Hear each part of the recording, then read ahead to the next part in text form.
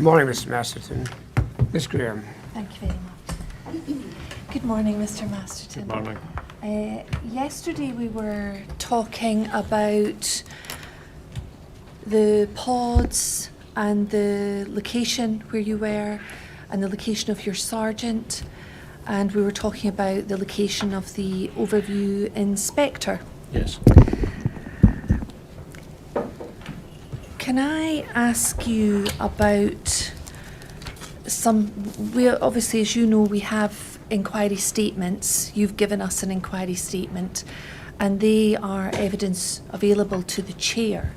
So although we've not heard oral evidence from your Sergeant Stephen Bisset, we have an inquiry statement from him. And I'd like to ask you some questions about something he says, which you may not be aware of. Could we have Sergeant Bisset's inquiry statement up on the screen, please?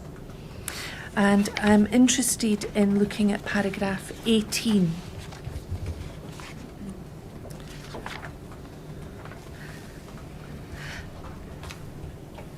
I'll read this out and then I'll ask you some questions. So you won't have seen this before, Mr. Masterton? No. So by the 3rd of May 2015, I'd been a control room sergeant for about 12 weeks. I remember that my shift that morning started at 7 in the morning. I was no sooner on duty when the duty officer, who was in the overview upstairs, phoned downstairs. We know that the duty inspector was Inspector Stewart. So he phoned downstairs and said that the night shift had left a mess in the kitchen and he wanted one of the day shift officers to go up and clear it up. The duty officer that day was Inspector Steven Stewart. I couldn't recall that the inspector on duty was Steven Stewart. I know having assisted Operation Tarn in 2020. I know that Inspector Stewart was covering for our own inspector who was off on leave, and then we can move on to the next page, please. So this is a statement by Sergeant Bisset. And then at paragraph 19, I have been asked to consider Inspector Stewart's inquiry statement at paragraph 15. Inspector Stewart states that he was not in overview at the time that the initial calls came in. He thinks he was down on the control room floor amongst the controllers and service centre staff. I thought I received a phone call, or someone had a phone call from him about the mess in the kitchen, but that would mean he was in overview when the call was made. He has maybe phoned me and then come down to the control room, or it's possible that he's been down and said to me face to face, or somebody else face to face, "Have you seen the mess that our kitchen has been left in?" I thought it was a phone call from the inspector, but the message could have been delivered in person. In paragraph 20,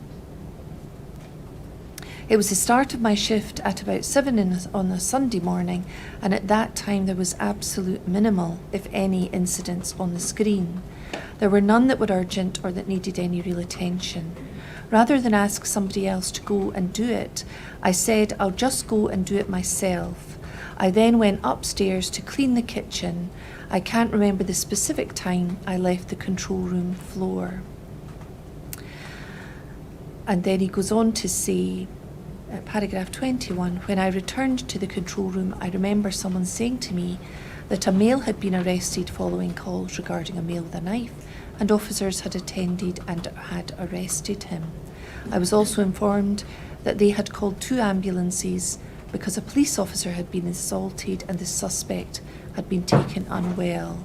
I can't imagine that I was away from my desk for long, but it seemed to all be about over in that time. Now, yesterday, Mr. Masterton, you talked about your location on the 3rd of May, and if I remember correctly, you said you had your back to the sergeant who was the supervisor in the pod, and you talked about your supervisor, your sergeant, and the inspector coming right onto the calls and being aware of the grade 1 calls. If having looked at Sergeant Bisset's statement, were you aware on the 3rd of May, at the time that you were dealing with this grade 1 call, or these calls, that he had actually left his station or his position in the pod? No. You weren't aware of that. And we will also hear, and we have a statement from Inspector Stewart. We've heard evidence from Inspector Stewart that he was away from the overview prior to around 7:18 in the morning. So again, were you aware that he was not in front of his screen in the overview at the time you were dealing with this grade 1 call? No. And I think yesterday, am I right in saying you couldn't see the overview from your position? No, it's in That's in a separate part of the building. Yes. So those were that was an assumption that you made, that he would be on top of the grade 1 call.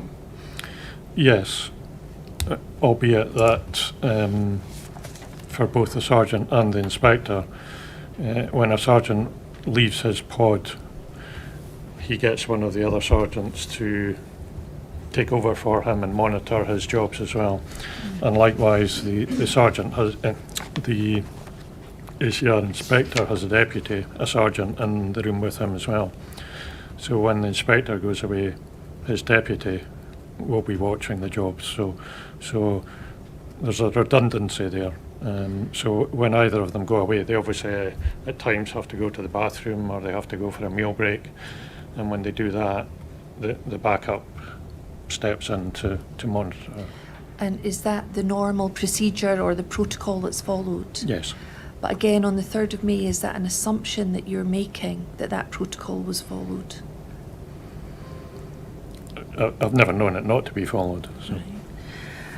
Can we look at paragraphs 42 and 43 of Sergeant Bisset's statement?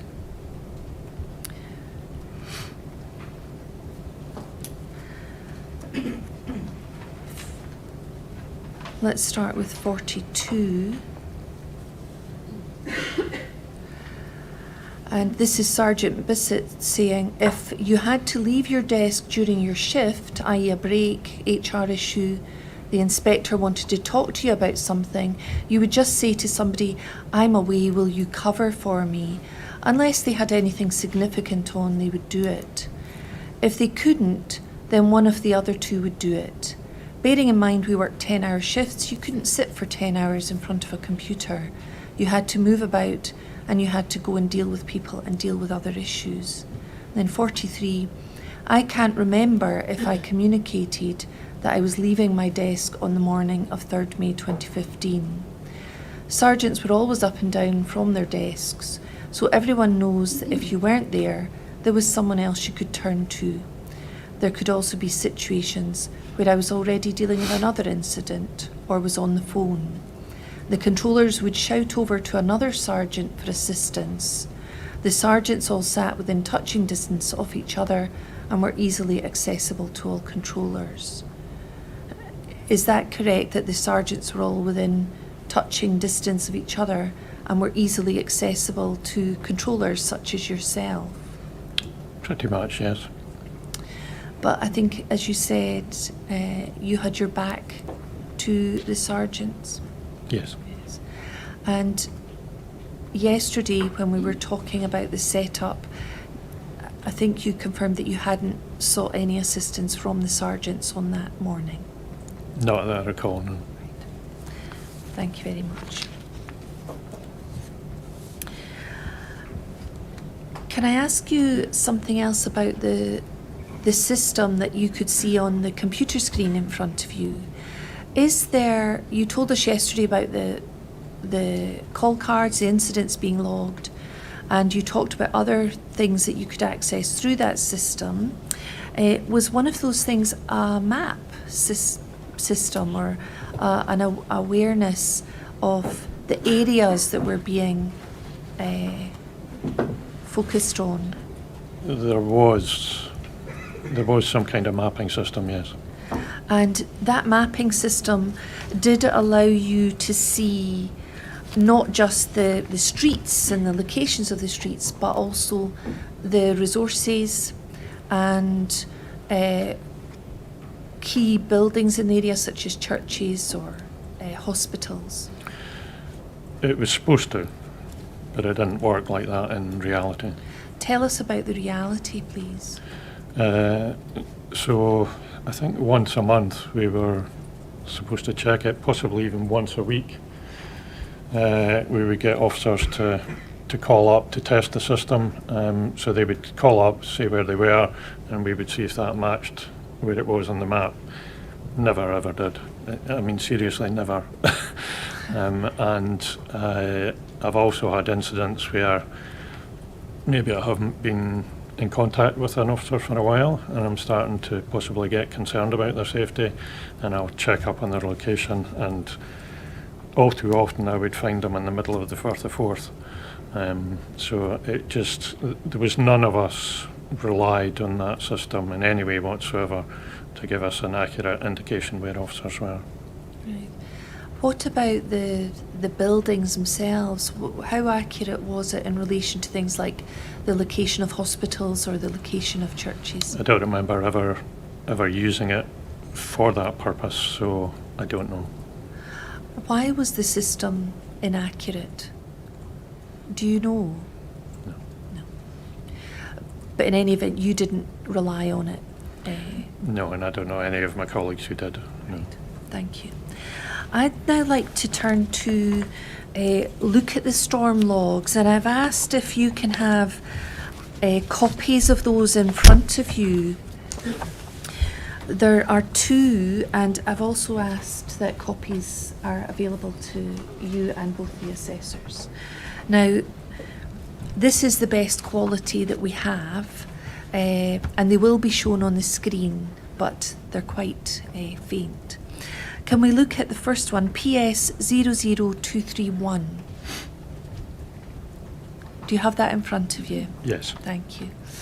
And we will see that in the table, it says the 3rd of May on the left-hand side, 3rd of May 2015, 7:14 and 16 seconds. Do you see that? Yes.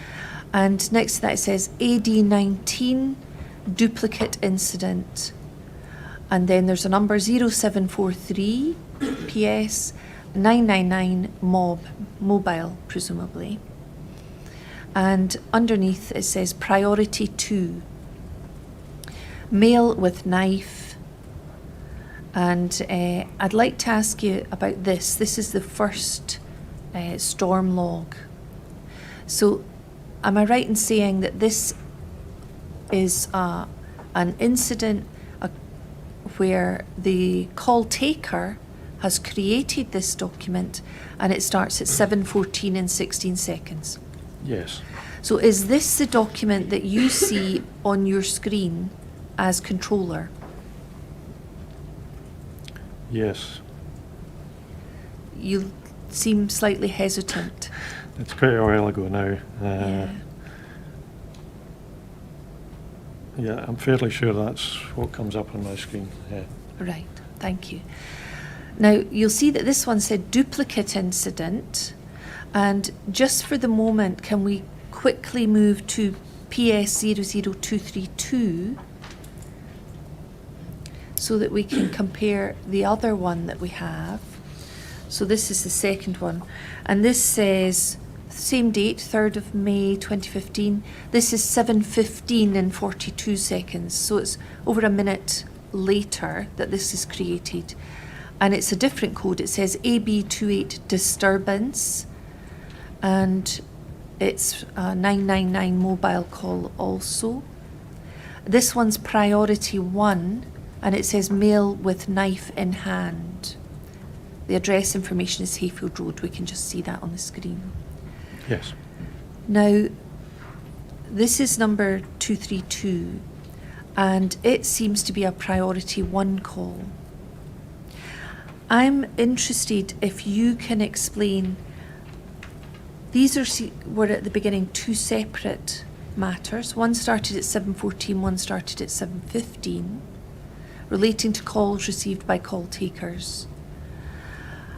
What's the relationship between the two?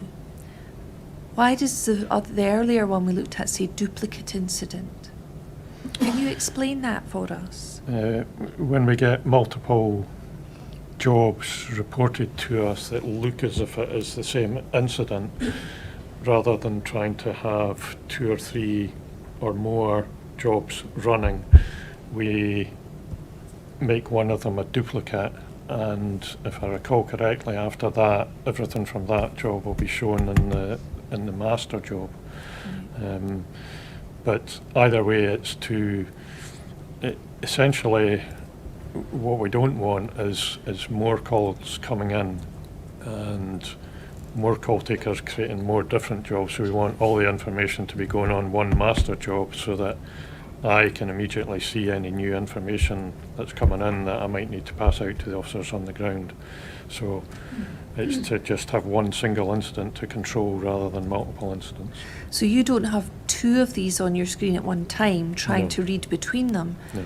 You have one that's given primacy. Yes. And we saw that the first one came in at 7:14. This is the 7:15 one. At what point is the 7:14 classed as a duplicate incident? Can you tell? I think it's probably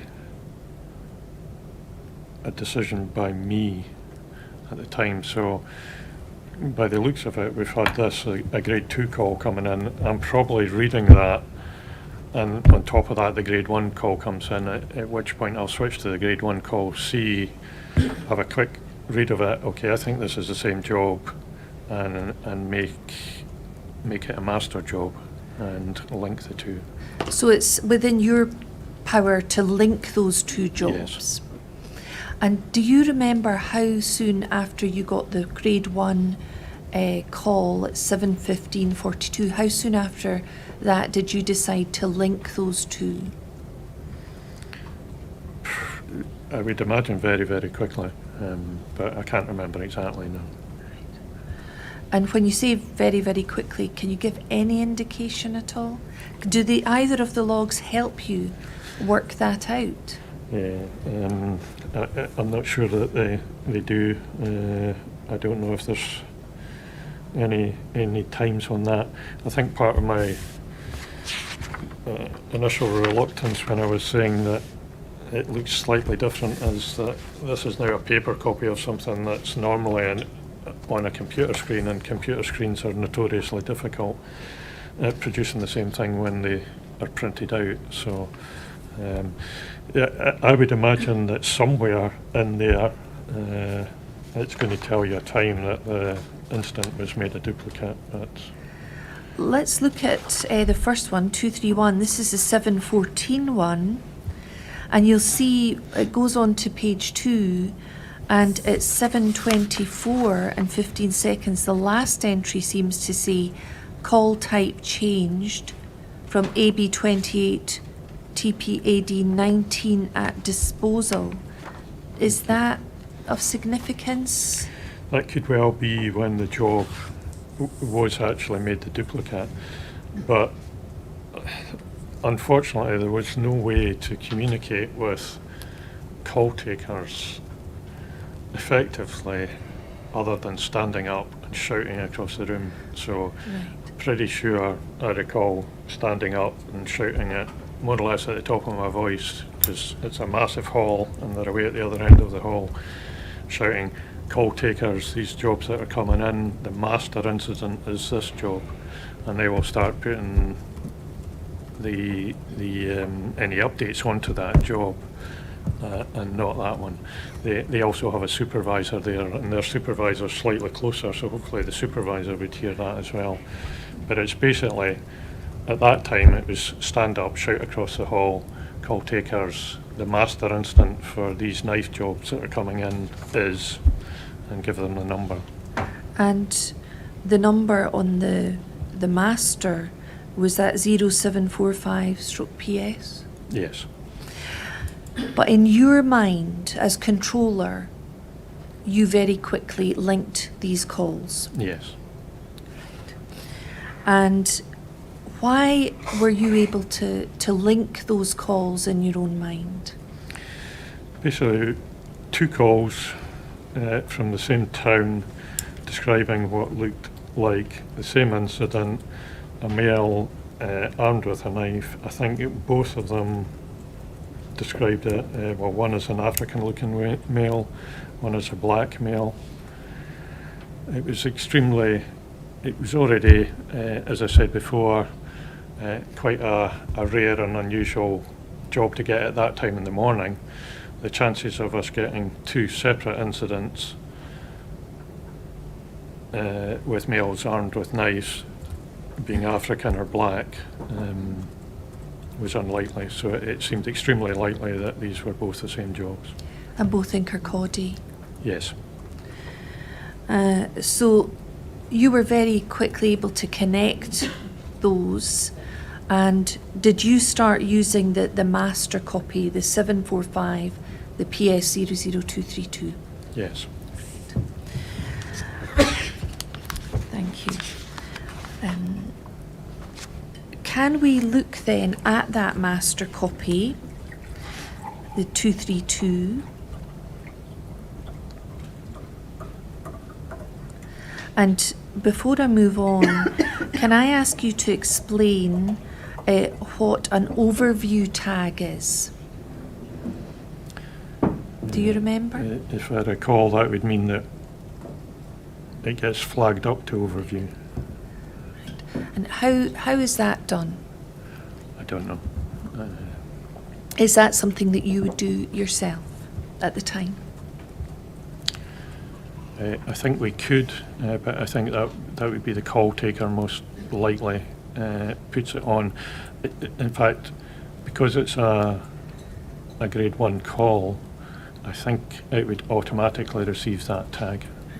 I think yesterday you talked about grade 1 calls having a red flashing match, and that came up on the inspector's screen and the sergeant's screen and your screen at the same time. Yes. Is that correct? Yes. So that might not have been the position with the priority 2 call, the grade 2 call, No. which was 231. But this 232 grade 1 call, the 715 call, that was grade 1, so we'd have had the red flashing Yes. on the screen. Thank you. And can we look through this together? On page 1 you'll see it says disturbance, male with knife in hand, it's priority 1.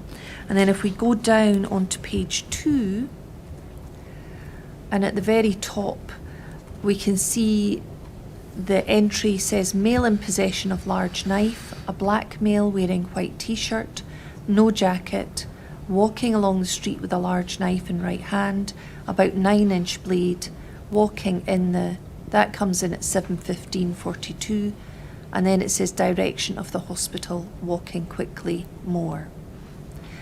I think yesterday you explained how the call takers are on the call and typing these entries into the screen as they're on the phone. Yes.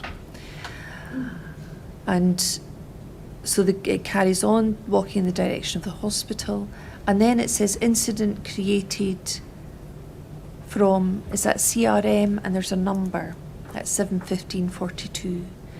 Why does it say incident created? Sorry, I don't know what that is. Right. And then going down to 7:18:18, we can see the reference SD10 attending. Yes.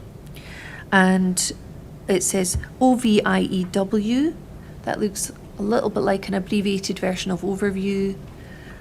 EO1. Yes.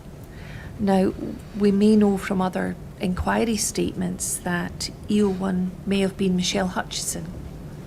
You mentioned her yesterday as well. Tell us what SD10 attending means. That means there's a dog handler been allocated and is going to head towards the job. So this is at 7:18. Is that what's one of the things you mentioned yesterday about going on behind the scenes? Yes. That's being done in the ACR room? Yes. And would that indicate if overview EO1 is Michelle Hutchison, that she's been looking into allocating a dog handler. Yes.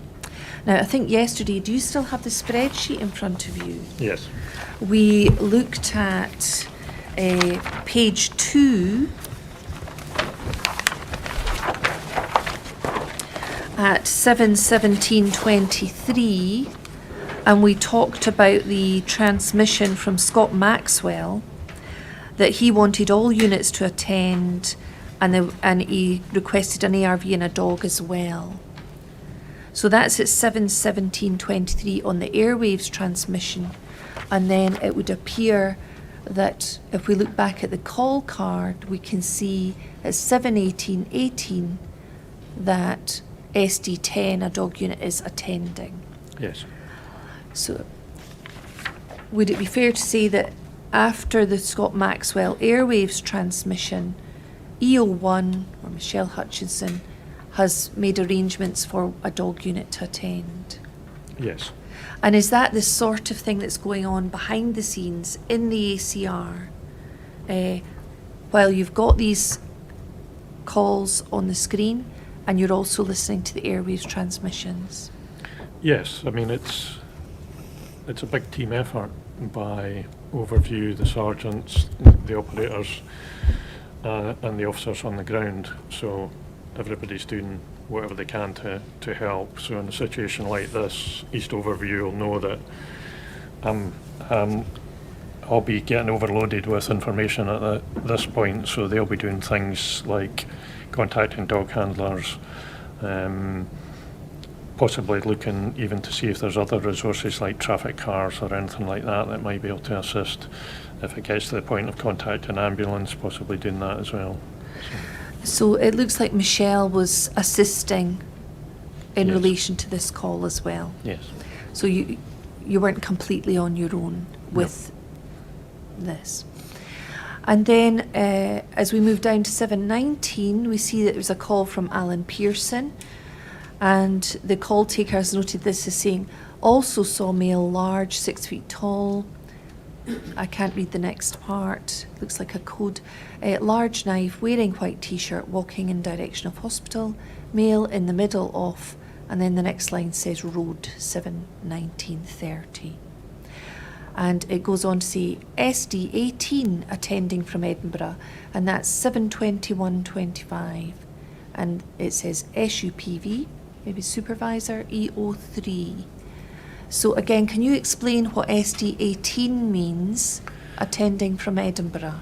That's another dog handler who's been allocated to the job and is obviously located in Edinburgh and attending from Edinburgh. And do you know who SUPV EO3 is, or I was? don't, no.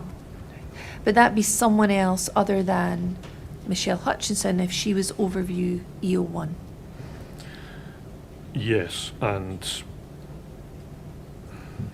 I guess in light of what you were saying earlier, that the inspector wasn't there at that time, I would have to say that that was probably the Overview sergeant. Right. We may hear that the Overview sergeant, I'll be corrected if I'm wrong, it was Sergeant Dalgleish. So you think that could have been Yes. someone there? Thank you. And then it says at 7/22/15, male down on ground, one officer possibly injured.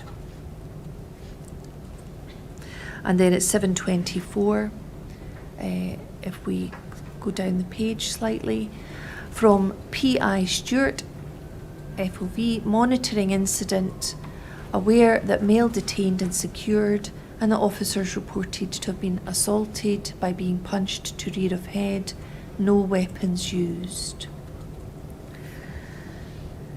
And then can we just go down that page for completeness? 7/26/18, we see ambulance contacted requiring 2 ambulances for officer and accused. And then at 7/26/37 on the same page, SAS contacted and 2 ambulances attending. Now, we've heard that SAS is the Scottish Ambulance Service. Yes. So these 2 entries here related to ambulance being called, or ambulances, 2 ambulances being called. And can you explain, in relation to the ambulances, what's going on behind the scenes in the ACR room, if you know that an officer's been injured? Sorry, in relation to them contacting the ambulance for this? Yes, who contacts the ambulance? Well, East Overview has contacted the ambulance there, but it wouldn't necessarily always be them, but they have done it on this occasion. If we cast our minds right back, if you were lucky, you had what you called a spare on your desk, a spare operator who would cover us for breaks, etc. And so if you had a spare operator, they would do things like this.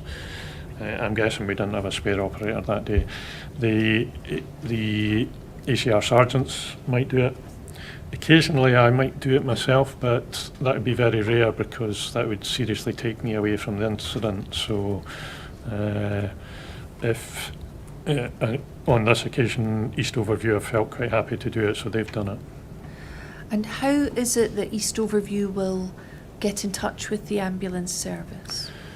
We have a sort of desktop panel with buttons that you press, which gives you a direct link, I think, to the 999 line to the ambulance. So you just press that and the ambulance service will answer it. And they will ask all the questions that they need to know answers to. In the same way that we receive a call, they'll ask their questions, prioritise that, and if they've got a unit, dispatch an ambulance. And in relation to the information that ACR are able to provide to the ambulance service, what are you dependent on? The radio traffic from the local officers and any information that's on the log. All right. Thank you. And at the same time, we talked yesterday about Sergeant Maxwell's request for an ARV, and we can come back to look at the transcript on page 2, the combined audio and video timeline, page 2. If we look at the bottom, you'll remember that yesterday, having asked for an ARV in a dog unit, Sergeant Maxwell at 7:19 and 12 seconds asked for an update on both of those things. Do you remember we looked at that yesterday? Yes. And I think at 7:19:17 you came onto the airwaves and said, I believe a dog unit is en route. So by then, from the information on the call card, you would be aware that SD10 was attending and SD18 were attending. Let me just check the times on the storm cards. SD10, you were aware that was attending at 7:18 and 18 seconds. You weren't aware that SD18 was attending from Edinburgh till 7:21 and 25. So by the time you made this airwaves transmission at 7:19, you were at least aware that the first dog unit, SD10, was attending. Yes. And we see at 7:19:23, Con 2, who we heard evidence was Michelle Hutchison, says 411, be aware, organising an ARV as well, stand by. And I wonder if you can help us. How is it that an ARV is organised? So we have Michelle Hutchison saying at 7:19:23, be aware, organising an ARV as well. So that's in response to Maxwell's request for an update. What's going on in the ACR behind the scenes at this time in relation to an ARV? I don't know too much about that because it's not my responsibility at all to do that. But my understanding is that the ACR inspector would be looking at the job, assessing it on whatever criteria he assesses it on, deciding whether an ARV would go. He then contacts the ARV. I don't know whether he does that by phone or on a separate talk group. And I'm not 100% certain again, but I think they have something called a Firearms Tactical Advisor that they possibly consult as well. So there's basically some kind of assessment going on by the ACR inspector in liaison with somebody from Firearms as to whether this merits a firearms unit to go to the job. I think that's the gist of it. But that is not part of your role No. at all. No. And the person with the authority to deal with that, or the responsibility to deal with that, would be the overview inspector. Yes. So in terms of Michelle Hutchison's role, we may hear that she's a civilian. Yes. She wouldn't have the authority to deploy an ARV. No. So if she's transmitting that she's, be aware, organising an ARV, she doesn't actually say she's organising an ARV or any of that, but are you aware of whether she would have the authority to contact an ARV or be involved in that in any way? No. I mean, I can't remember precisely her job title, but I think it's like... Communications? Yes, something like We communications. heard that it might be called communications officer. Assistant or officer. She basically works on the instructions of the inspector there, so the inspector is going to be overloaded with information at this point as well, and all the stuff that he has to do, so he doesn't have time to come on the radio and do a lot of radio traffic and that, so he'll be saying to Michelle, do this for me, so she'll do the updating of the job so that he doesn't have to do all the updating of the job while he's looking at what he needs to look at. So she's effectively running the radio and running the log on his behalf and at his behest. Thank you.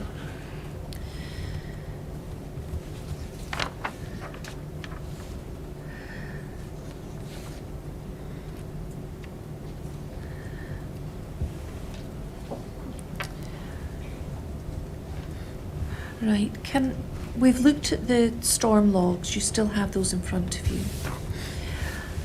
We've heard evidence that the first call that came in to the police was made by a Mr. Harry Kohlberg, and that came in at 7:10 and 14 seconds. And we've seen from the first storm log that we looked at that the call taker has created this storm incident card at 7:14 and 17 seconds. And you told us yesterday that they're creating these as they're on the phone to the caller. There seems to be a period of 4 minutes between the call coming in from Mr. Kohlberg and the incident being logged in the storm system at 7:14. And given what you were saying yesterday about the targets and speed and people getting things done quickly and they're typing as they're on the phone, can you explain in any way why it took 4 minutes? No. I'm wondering from something that you said earlier. We spoke about something in a CRM.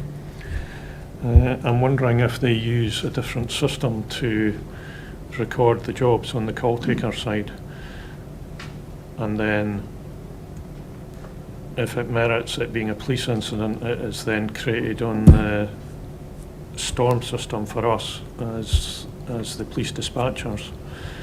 But if it isn't meriting a police response, it may just be recorded on that system. That's the only thing I can think of here. That I can't remember. I never ever worked on the call taker side, so I'm not 100% certain how that works. But there is a possibility that they have their own system over there. They are taking the call, you know, people phone in for lost property, etc., you know, asking if you found my dog, etc. So they may just be recording information there, and if it merits it going to a job that needs police response, they may transfer it at that point onto this. I'm wondering if that's what's happening, and I'm wondering if that's what that CRM reference was earlier. Where do you see the CRM reference? Just so I know exactly. This is maybe something we can look into further. We spoke about something. Oh yes. So on the first job, Yes. the 231 PSO 231 Yes. at 17:14 and 17 seconds, it says instant created from CRM. Ah, so this is 7:14 and 17 seconds. Immediately below the entry that says African looking male was Yes. chasing. Yes. Comps, as in complainer's car, and he thinks he may be carrying a knife, and then it says incident created from CRM Yes. by. So it could be, you agree the 4 minutes seems a long time to create that entry Yes. from a call that comes in at 7:10. Yes. So you think there may have been a further period of time elapsed before it's transferred from CRM to the storm log? It looks like it. Yes. Thank you. And once it's on the storm log, would there be any ongoing delay with the CRM, or would it all be straight onto the storm log as far as you know?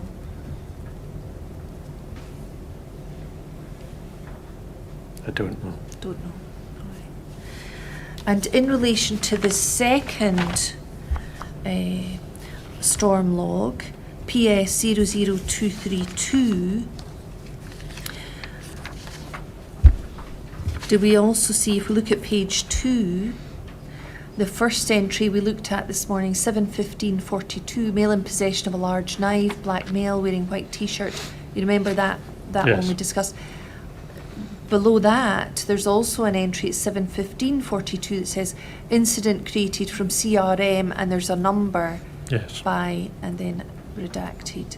So again, it could be that although this was marked a priority 1 call, and it was a disturbance for a male with knife in his hand, you think that could also have been created on a different system and then transferred to Storm? I think that might be possible. Yes. It's possible. Well, we can check, we can look into that. Thank you, Mr. Masterton. That's very helpful. Can I ask you if just as we look at those, we have the AB28 disturbance, which is the priority 1 call. That's the second 232. Yes. We have the first, the duplicate incident. It's a priority 2 male with knife. Did the initial grading as priority 2 and the subsequent grading as priority 1 have any impact on your decision when it came to dispatching units, or the unit as it turned out to be Tomlinson and Short? No. I mean, I would say that the first job's been graded incorrectly. It should have been a grade 1 call. The second one is a grade 1 call. In my mind, they're both the same instant. They're both high priority, and I'll be dispatching units as quickly as I can. And certainly in relation to the priority 1 call, which was on the screen at 7:15 and 42, and the details came in relation to that. As we looked at the spreadsheet yesterday, the combined audio and video timeline, we know that you go onto the airwaves at 7:16 and 22. So Yes. that's the call comes in at 7:15:42, the entries there on the storm, And you're on the transmissions at 7:16:22. Yes. And you say control 41 Charlie, and then at 32 seconds past, you say, I need you to divert to Henry Road. A disturbance ongoing, male armed with a knife, African-looking male chasing someone maybe carrying a knife, described as big with muscles, about 6 foot tall, wearing a white t-shirt and dark coloured jeans. There's another job coming in about it, stand by. At the time you're transmitting that over the radio, we heard evidence in the first hearing that it was possible you were reading from the screen, from the storm cards. Is that Yes. what you were doing? Yes. Thank you. And you, as you say, there's another call coming in about it.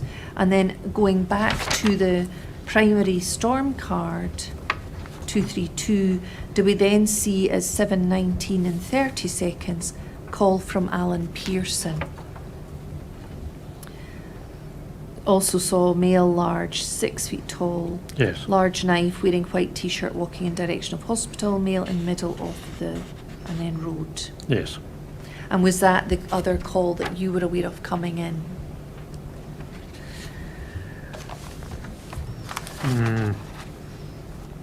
No, this is a third call. Yes, it is. Because I wondered what's happening with the first storm card at the same time. We've still got that running, 7:14, 7:15, 7:17. It's basically sitting in the background, and I'm running off of this. I'll have shouted across the call takers that this is our master incident. I haven't had time, obviously, at that point to link them yet, but I'm basically trying to get everything now recorded on this master incident. If the first incident gets updated at all, there will be a flash, I think, if I recall correctly, to indicate that there is further information on it. So I still will be trying to look at that, and that's part of the problem. You're jumping between the two to see if there is any new information. But I'm trying to get everyone to put everything on this one master instance, so it's all in one place and we can see it easily. That makes your job easier. Yes. But until that's done, you're still trying to keep one eye on the original storm card. Yes. Thank you. So you're aware that a number of calls have come in. They may not all be on the one card, but you're aware that they are Yes. being recorded. And let's go back to that first call card. So we had the first entry, 7:14 and 17 seconds, African-looking male chasing complainer's car, and he thinks he may be carrying a knife. So this is the first one. This is Harry Kohlberg. And there's mention of Temple Hall Avenue, and he ran down Henry Road. Described a big with muscles and about 6 feet, wearing a white t-shirt and dark coloured jeans. That comes in at 7:15:36. Then further call from informants stating the male is jumping in front of other cars and stopping them, 7:17:25. We've heard that Harry Kohlberg called a second time to explain that. I asked about the knife, but they didn't know if he had one or not. That's 7:17:50. That's the second call from Harry Kohlberg. Further call from female Linda Limbert advising male is in Hayfield Road near Gallagher's pub. That's at 7:18:35. Male is black with a very large knife. And then lower down at 7:20, further call from an anonymous male saying black male with a blade, possible kitchen knife, but not brandishing it about, just visible. An anonymous male then hung up. So you're still keeping an eye on these entries as well? I'm trying to, although they're on two separate jobs, so you have to open one and effectively shut down the other. So I'm trying my best, yeah. We've heard evidence about these calls at the earlier hearing. All of them had been, apart from the anonymous person, of the people we know the names of, all of them had been completed by 7:18. Were you aware by shortly after 7:18 that multiple calls had been made about this incident. Maybe Yes. 6. Harry Colbert called twice. Were you aware of all of them? I was aware there was multiple calls. How many, I don't know, or who from particularly, but I was aware there was a number of calls, yes. Thank you.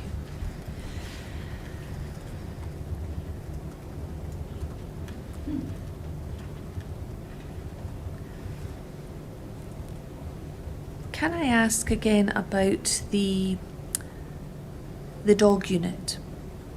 We've seen on the second storm card that 2 dog units had been contacted. SD10 were attending, that's 7:18 and 18 seconds, that's on page 2 of 232. And SD18 were attending from Edinburgh, and that was noted at 7:21. At that time, did you have any information available to you about how long it would take either of those dog units to attend Kirkcaldy? I didn't have any direct information, just from experience. I knew certainly one of them was in Edinburgh, almost definitely both of them were in Edinburgh. They were probably at Fettes at that time in the morning. It was standard procedure right throughout the police that first thing on the early shift on a Sunday morning was when you cleaned vehicles and did other admin kind of stuff, because it was basically the quietest time of the week. So there's every chance that those 2 dog handlers were still at Fettes without their dogs in the van. They were doing maintenance tasks and things like that. So my belief would be that they were both attending from Fettes in Edinburgh, and it would take them some time to get the dogs in the van and en route to that job and to get there. But did you have any information from either of them or from anyone in ACR about their estimated time of arrival? No. Is that information that you can get in your position as controller? Not really. No. They'll be attending with blue lights, and it's going to depend on any problems that occur on the road. You would hope on a Sunday morning it wouldn't be too busy and they could get there as fast as they possibly could. But obviously, over the airwaves transmission, we've looked at the spreadsheet. The officers on the ground were advised that a dog unit is en route. yes. Is there any way that information can be provided to the men on the ground about the length of time it's going to take for a dog unit to come in? Even although you don't have it, is there any other way they can get that information? No. No.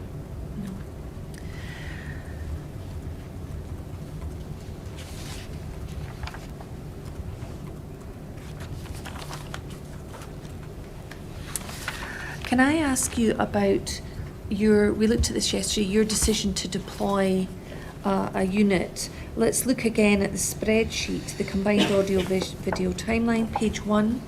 That's 7:16 and 32. You said, I need you to divert. This is Ashley Tomlinson has said go ahead. He's responded. And you said, I need you to divert to Henry Road, a disturbance ongoing, male armed with a knife. We looked at that a moment ago. Yes. And this decision to deploy a unit to attend at Henry Road, to divert to there. Now, we looked yesterday at 7:17:04, which was a call which appears on page 2 of the spreadsheet, where you see another grade 1 call coming in for the Victoria Road, Kirkcaldy, male armed with a knife, male in possession of a large knife, a black male wearing a white t-shirt and jacket walking along the street with a large knife in his right hand but a 9-inch blade. And then at 7:17:23 seconds, Scott Maxwell comes on and says, I want all units to attend, bearing in mind officer safety. Is there an ARV and a dog as well, please? So that happens between 7:16:32 7:32 and 7:17:23. So you make the initial deployment, that's Tomlinson in short, and then Maxwell asks for all units to attend. Yes. Can we turn now, against that background, to look at your second inquiry statement, please? I'm interested in paragraph 16.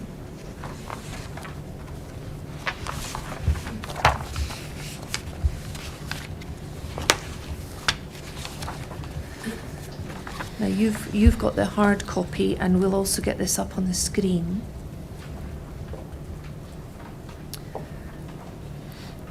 And you are asked by the inquiry team, in high-risk incidents involving a knife, whether it would be a reasonable option for a controller to direct response officers to go to an incident to observe only and not approach or attempt to detain the person.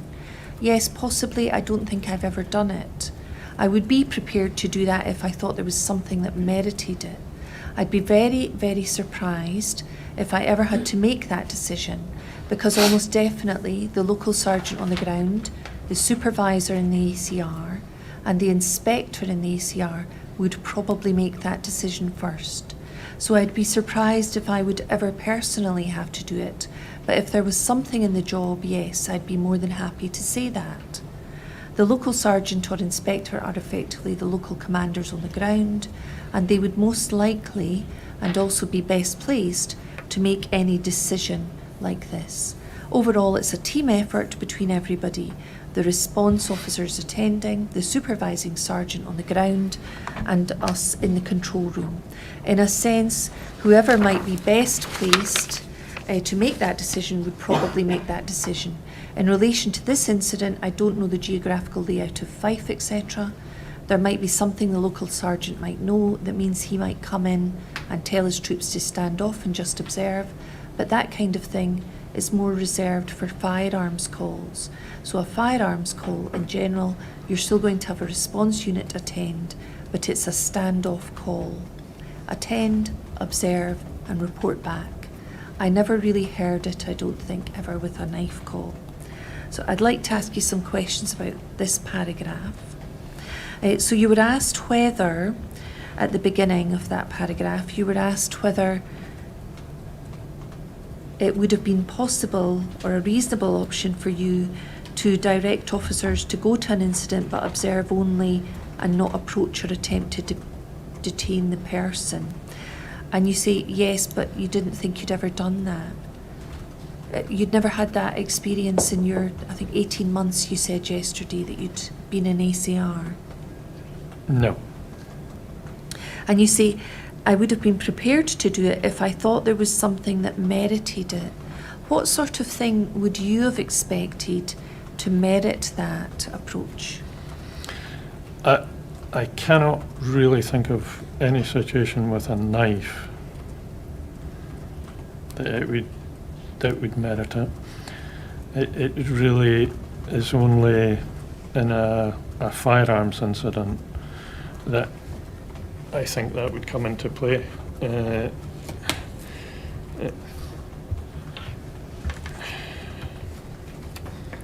Yeah, I think it would only really be in a firearms incident where you might have a shooter running about actively shooting at people.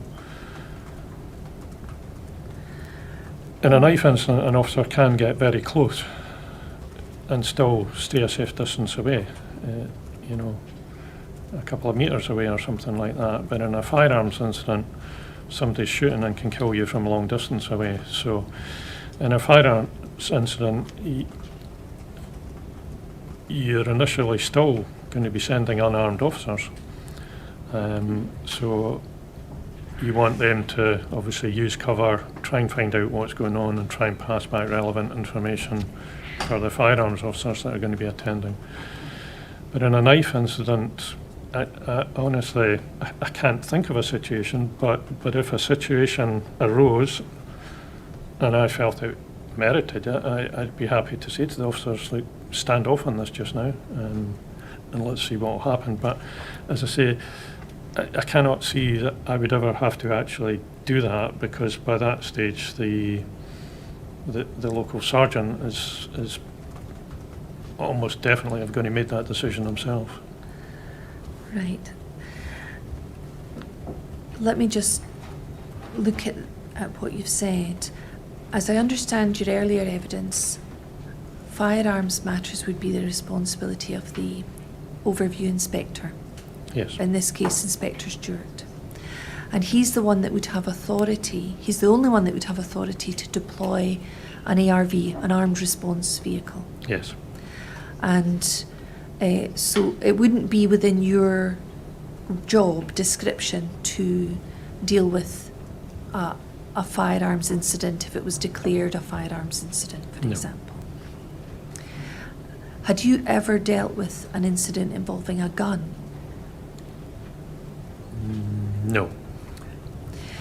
Were you aware of if it's a firearms incident, there's certain protocols and procedures that have to be carried out in terms of SOPs and that type of thing? Vaguely, yes. But that's not part of your role. No. You've just said that in a firearms incident, you'd be talking about guns, you'd still send unarmed officers. Are you aware that if it's armed policing, if the protocol or the SOP that's applying and it's declared a firearms incident, the protocol says you're not supposed to send unarmed officers? Were you aware of that? No. No. But again, that wasn't part of your job as a controller. If it's to declare a firearms incident or hand. I can't declare a firearms incident. No, that would be the inspector. But my understanding, and throughout my service, I've seen unarmed officers deployed to what ultimately end up firearms incidents. But obviously, at the time they're deployed, you might not fully know that it's a firearms incident. So for you, if it's a knife incident involving an edged weapon, a bladed weapon or an edged weapon, would you always send unarmed officers? Yes. And then you talk in this paragraph about almost definitely the local sergeant on the ground, the supervisor in the ACR, and the inspector in the ACR would make that decision first. This is a decision about telling officers to go to the incident, but observe only and not approach or attempt to detain the person. So you think that would be the responsibility of the sergeant on the ground? Yes. We've heard that Sergeant Maxwell, Acting Police Sergeant Maxwell here. Yes. Or the supervisor in the ACR. Is that your Sergeant Bisset that you're Yes. referring to? Or the inspector in the ACR, that's Inspector Stewart on Yes. that day.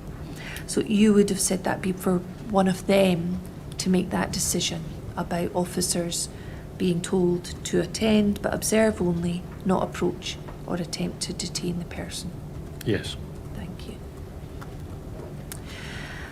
And if we can go just up the page slightly.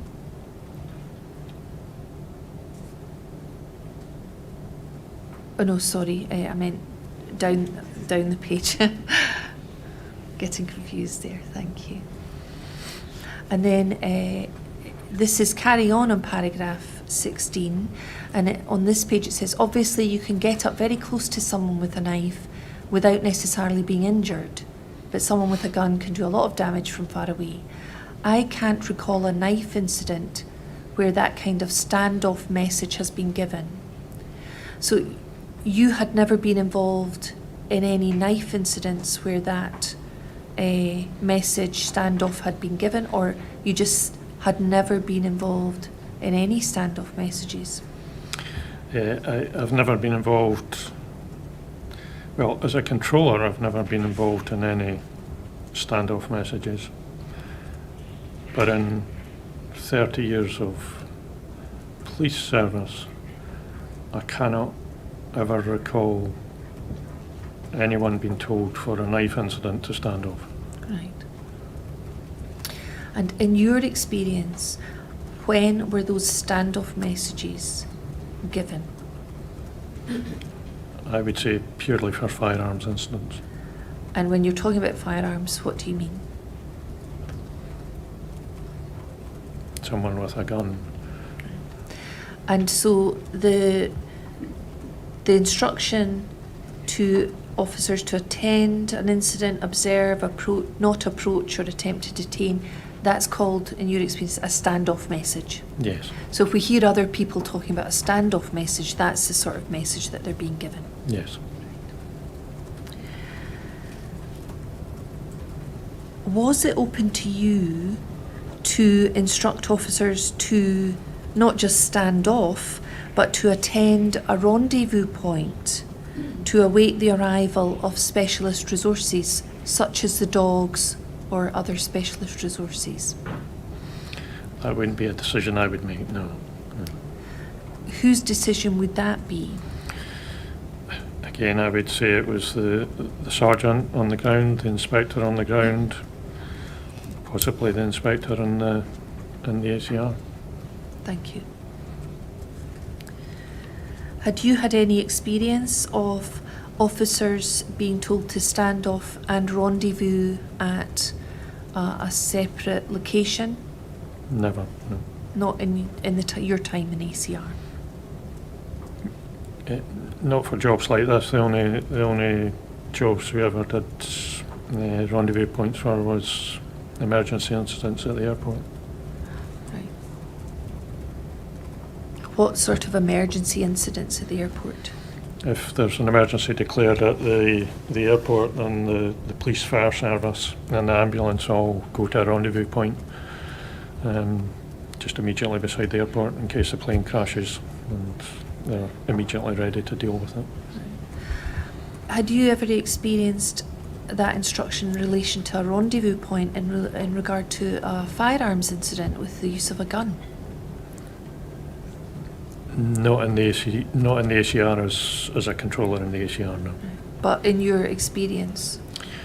I've heard radio traffic while I've been an operational uniformed officer, discussing that, yes, and asking people to attend an RV point, yes. Thank you.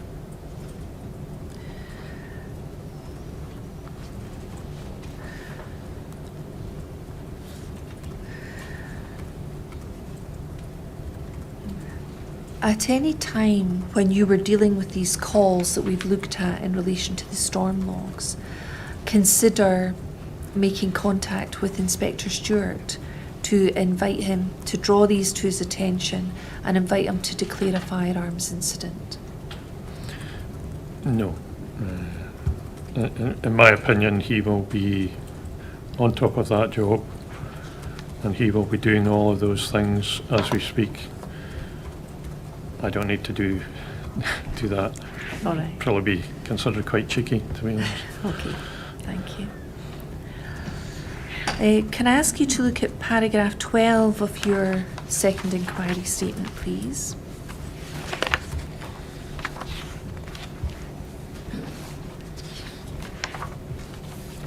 This is about the stay safe message. We heard yesterday, we looked at the message by Inspector Stewart at 7:20 and 13 seconds. That's on page 3 of the spreadsheet. This was the one where Inspector Stewart said, Inspector Stewart, area control room to the set, attending and monitoring this obviously from an ARV perspective.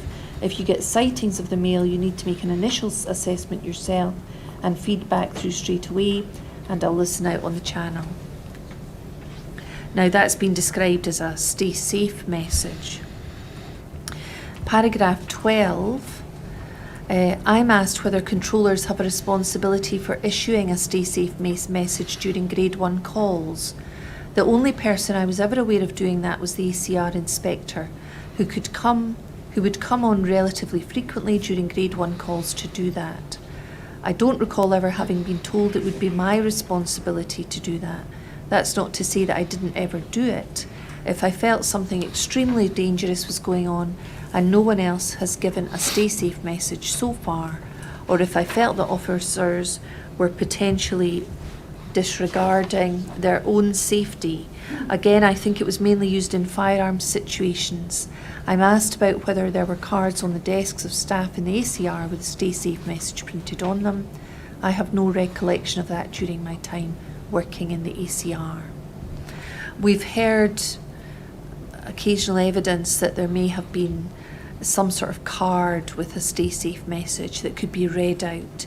Did you have access to anything like that? Not that I recall, no. And you've said that occasionally you would give a stay safe message, and you described the circumstances, if you felt something extremely dangerous was going on and no one else has given a stay safe message. How often did you go on and give a stay safe message? I think probably by that stage, maybe as little as 1 or 2 times. And what for you was a stay safe message?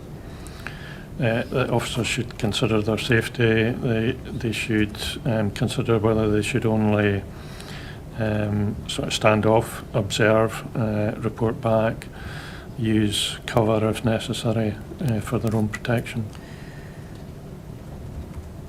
So they included stand off, observe, and what, sorry? Use cover if necessary. Use cover. So you didn't give a stay safe message to the officers that day? No. And we see Inspector Stewart's message at 7:20:13 says, if you get sightings of the male, you need to make an initial assessment yourself and feed back through straight away. There's no mention in that of stand off, observe, use cover. As far as you recall, did anybody give a stay safe message to the officers that day in the way that you recall what a stay safe message was? No, Sergeant Maxwell mentioned something about staying safe, and then Inspector Stewart. Yeah. Right. So if we look at page 2 of the spreadsheet, we see that Scott Maxwell makes a transmission at 7:17 and 23 seconds. Control from 411, I want all units to attend that, bearing in mind officer safety. Is there an ARV and a dog as well, please? So there's no mention in that transmission of stand off, observe, or use cover? No. No. Again, as far as you're aware, apart from Maxwell and Stewart's messages, was anybody else issuing a stay safe message to the officers on the ground? No. Thank you.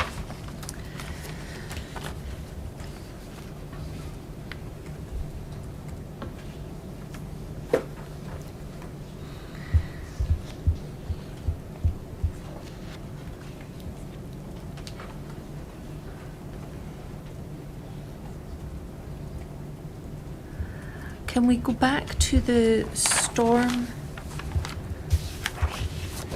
law, please? 232. I think I've asked you this, but I want to just be clear. I think you said to us that you didn't have any contact with the Scottish Ambulance Service when you were controller and these calls were coming in. Is that correct? I'm fairly certain I didn't. No. You didn't. And is it possible for you to tell from the log what calls were made from Police Scotland to the ambulance service and what information was relayed to the ambulance service? No, I can only see that the ambulance has been contacted. But not what was said or anything. That would be, there would be a voice recording of that somewhere, I would imagine. Yeah, okay. And can I ask you to look at your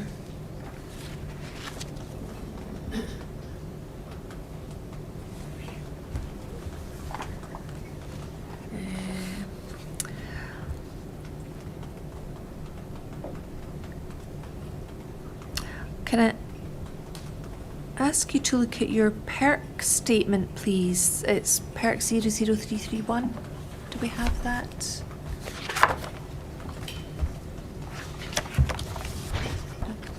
Thank you. This is the statement of the 6th of July 2015. And if we can look at page 3.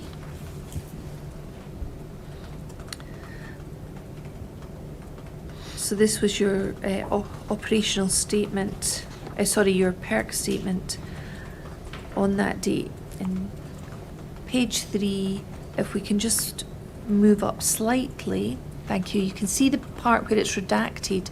I can see from the command and control incident that East Overview 3 at 7:26 and 18 seconds contacted 2 ambulances. I can see that at 7:26:37, East Overview 2 confirms 2 ambulances are attending. I recall a message coming over the radio stating that an officer had been punched in the back of the head with no obvious serious injury and that the male was secure on the ground.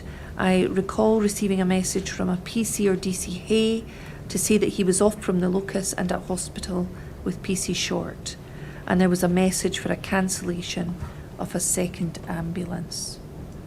So this information was available from the storm logs, but not in relation to what else might have been going on behind the scenes with the East Overview staff. Yes. Thank you.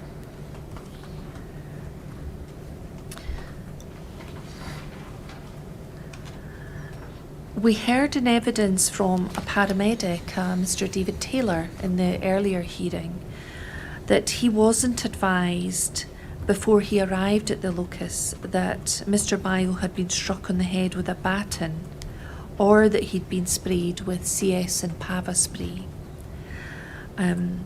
Now, there was a message on the spreadsheet from Sergeant Maxwell to that effect, and let me just find that. It's the one we looked at yesterday, which is on page 8 of the spreadsheet.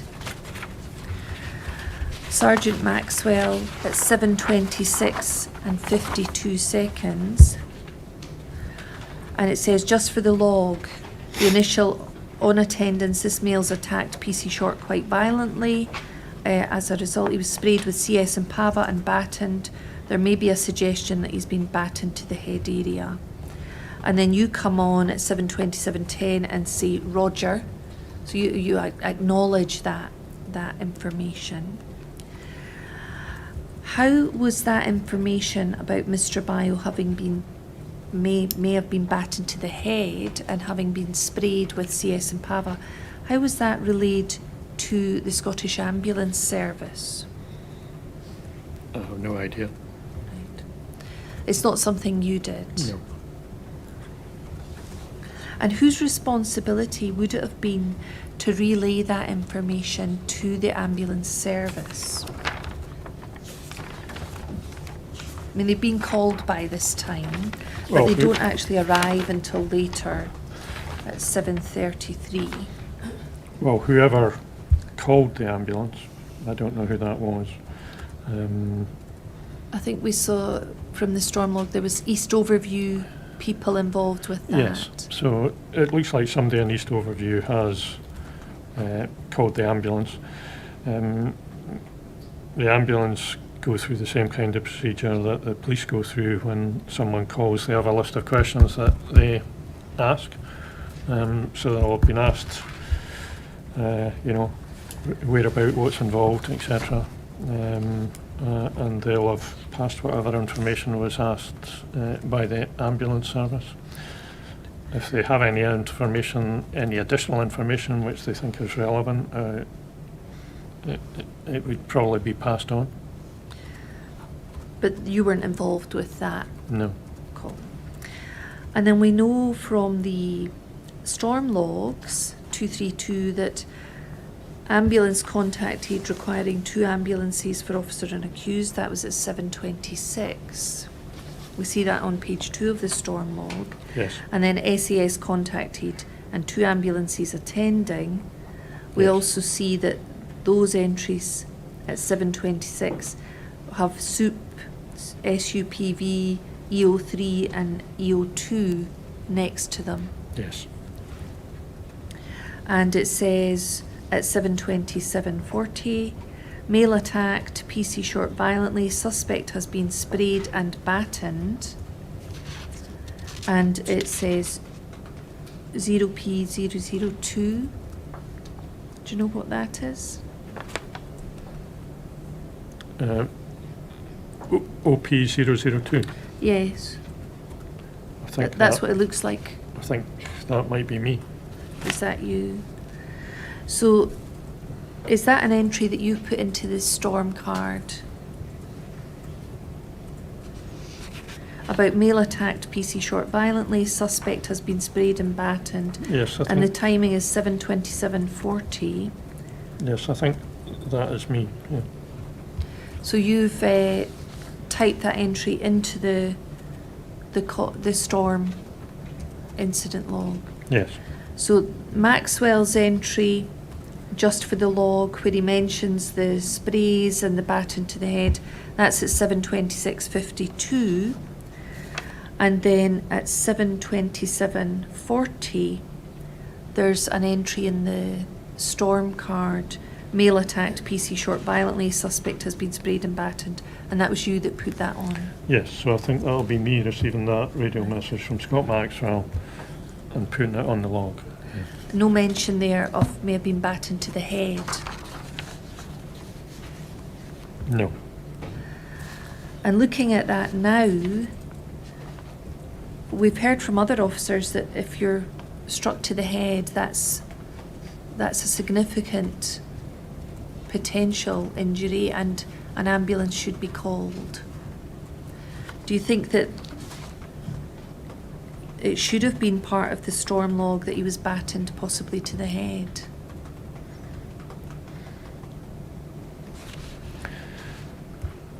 It wouldn't have done any harm to have added it on, no. But is everyone who's involved at ACR able to listen to both the airwaves transmissions and see the storm cards? Yes. So if anyone's listening to the transmissions, they will have heard or could potentially have heard Scott Maxwell's message in full. Yes. And they also have the storm incident card as well. Yes. Thank you.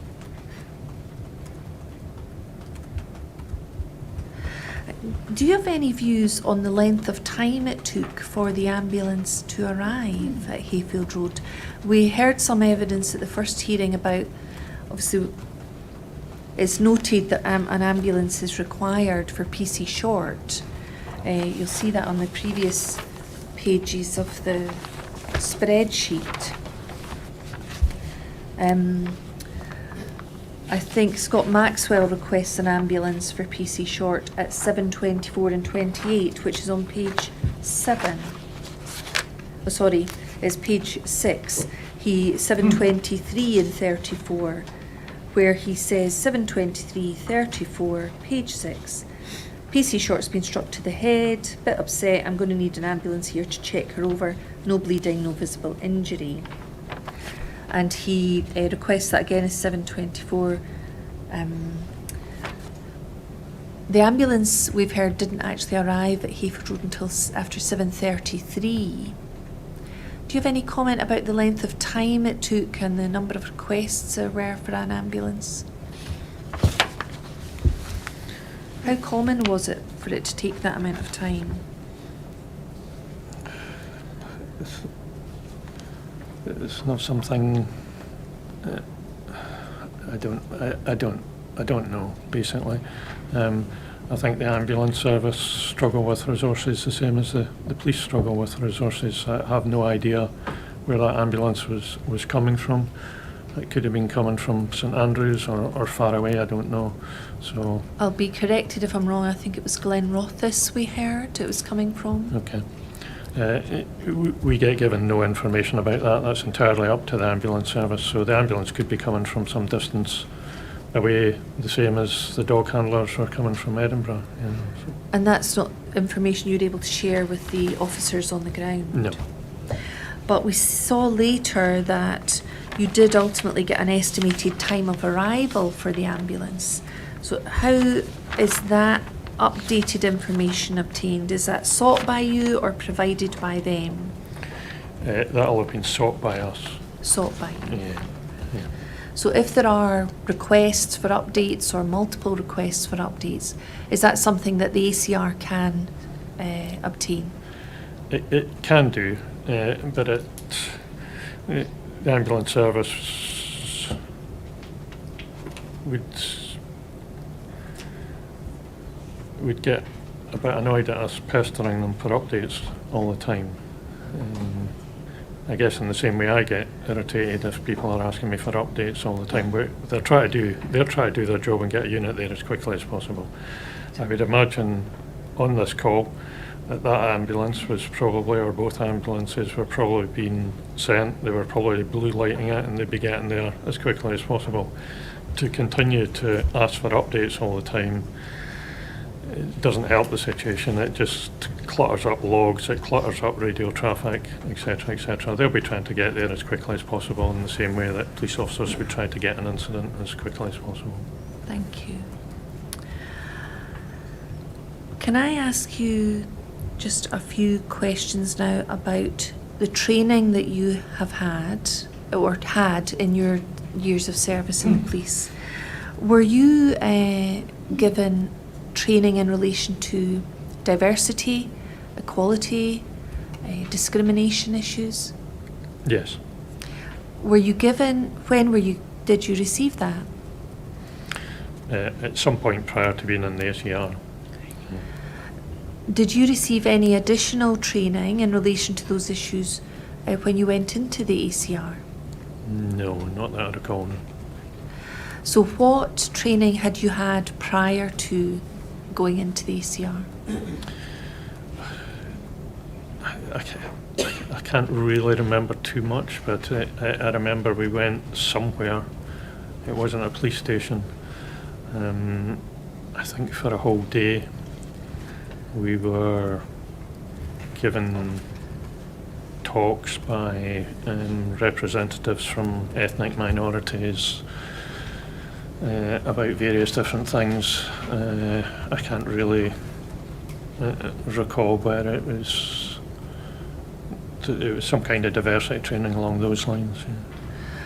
You told us yesterday you had 30 years service when you retired. Yes. Are you able to remember, even roughly, when that day's training took place?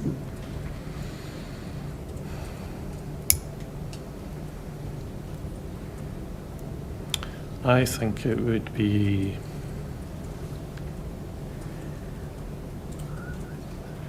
probably in the mid-2000s, somewhere like that, early 2000s, mid-2000s. So between 2000 and 2005? Something like that, yeah. Do you remember any other training in relation to diversity, equality? I think, but I couldn't swear to it, but I think there was computer packages that came out every so often where there would be information given to you on a computer. You would read it, and then you'd be asked questions about it to sort of confirm that you'd understood it. I think, well, I can't swear 100%, but I think there was diversity packages like that came out at some point as well. Were they compulsory or were they voluntary? They'd Optional? be compulsory, I think. Yeah. Compulsory. Do you remember when those packages came No. out? Do you remember how many you did? Certainly one, I think. Do you remember anything that you learned?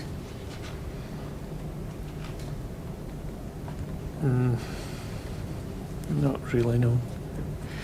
When you were in the ACR, were you able to use any of the the skills that you'd learned at any of these courses? I don't recall particularly using anything from those courses, no. Did it make any difference at all to you that day that the man was described as African or black? Only in that it was a good description to give to the officers to help identify the person. And you've said that it was one of the connections, the similarities, that allowed you to make 232 the sort of primary Yes. log rather than running 231 and 232 together. Yes. I think that's everything. Thank you very much, Mr. Masterton. Thank you. Are there any Rule 9 applications? Ms. McCall. Mr. Masterton, would you withdraw to the witness room while I hear his submission, please?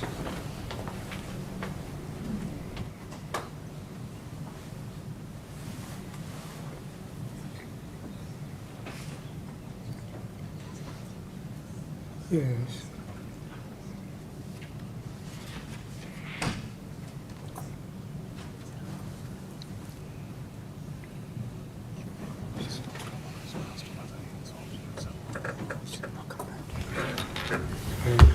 Sir, it's a question that was in our written application, but it's not been asked. And it's a question, that's not a criticism, may I say. It's in relation to the issue that the inquiry has already heard some evidence about to do with the hot mic when Constable Payton pressed his emergency button. And it's a reference on page 3 of the audio-video timeline. And what that shows is that at 07:20:35, PC Smith, So what was that time?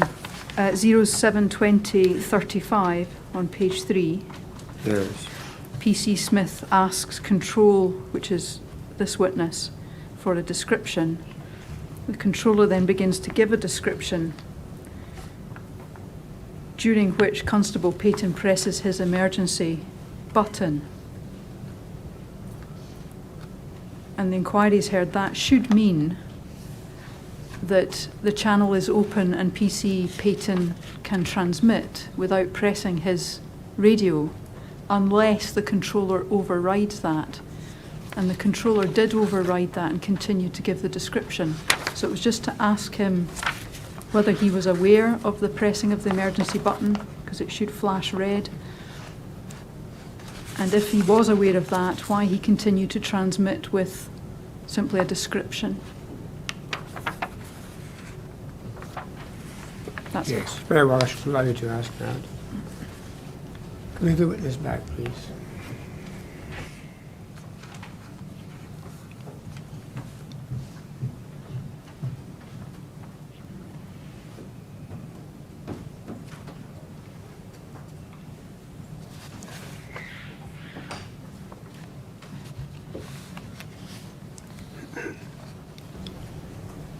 Mr. Masterton, Miss McCall is the senior counsel for the Sergeant, Sergeant Maxwell, has some questions to ask.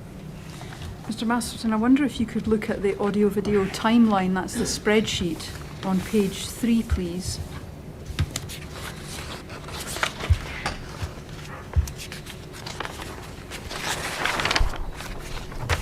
And you'll see towards the bottom of that page at 07:20:35, there's a transmission from Constable Alan Smith.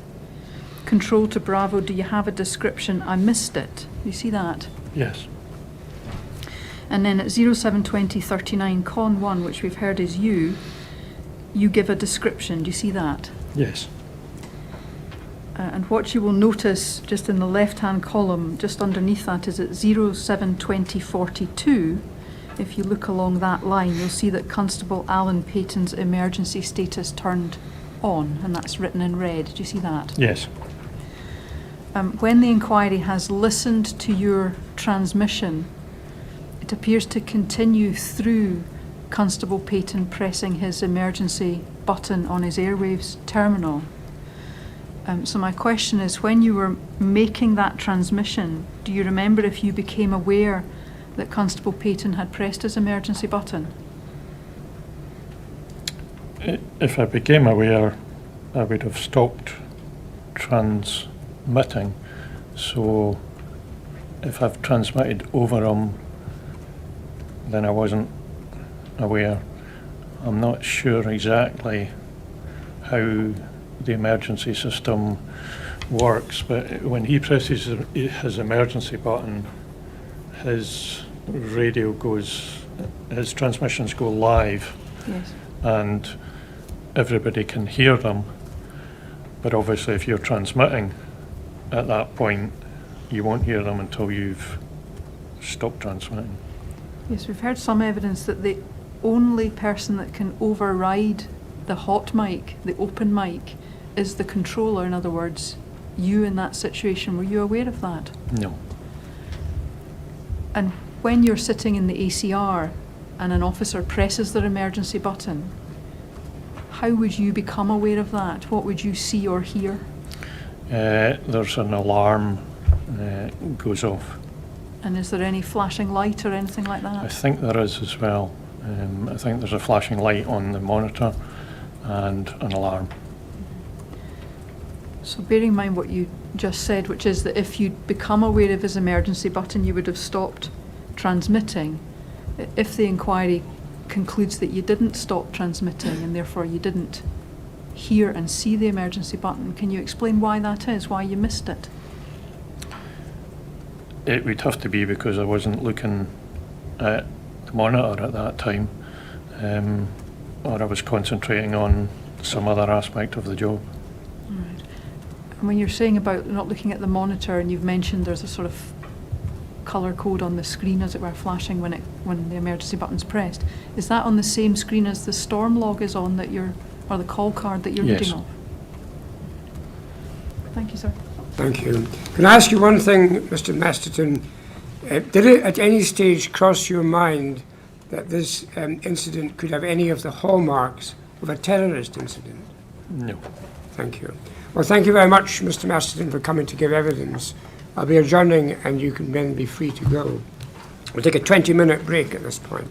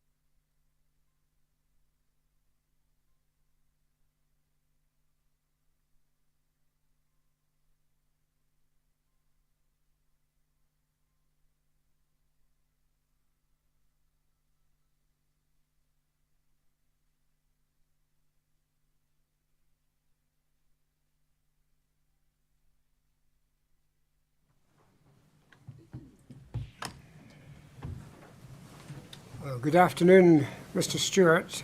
Thank you for coming back to the inquiry to give further evidence. I understand that you are legally represented today. Ms. McMenamin and your solicitor are sitting in the hearing room. Can I remind you that you're still subject to the affirmation which you gave earlier to tell the truth? Do you understand? Yes, sir. Thank you. Ms. Graham. Thank you. Good morning, Inspector Stewart. Morning. Let me just recap on what the Chair has available to him. Could we look at your first inquiry statement, SBPI 00084? You'll see that on the screen. This is the statement that was taken on the 17th of March this year. And then we'll see on the last page it was dated on the 9th. So that I must have noted down the wrong date.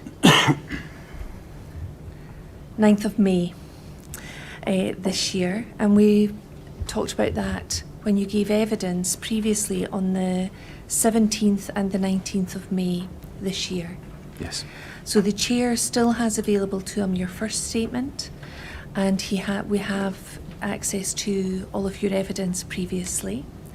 And in addition, you've now provided a second inquiry statement, and if we could look at that, please, on the screen.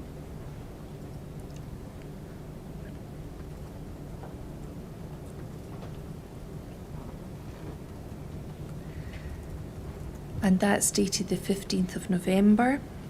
And then if we look at the final page,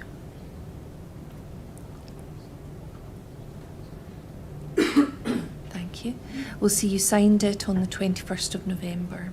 Yes, that's correct. And you said, paragraph 63, I believe the facts stated in this witness statement are true.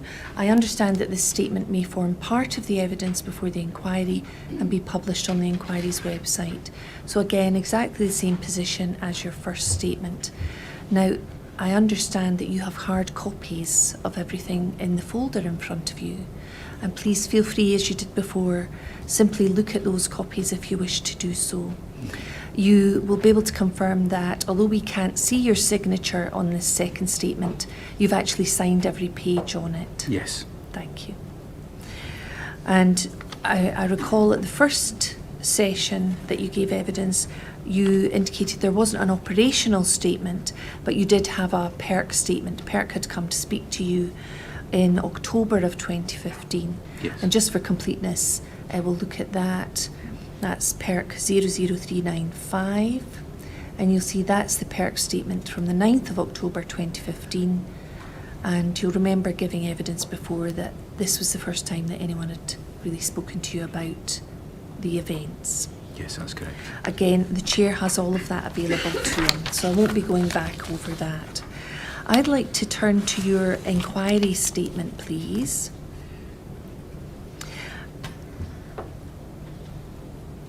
And can we look, please, at paragraph 10 first of all?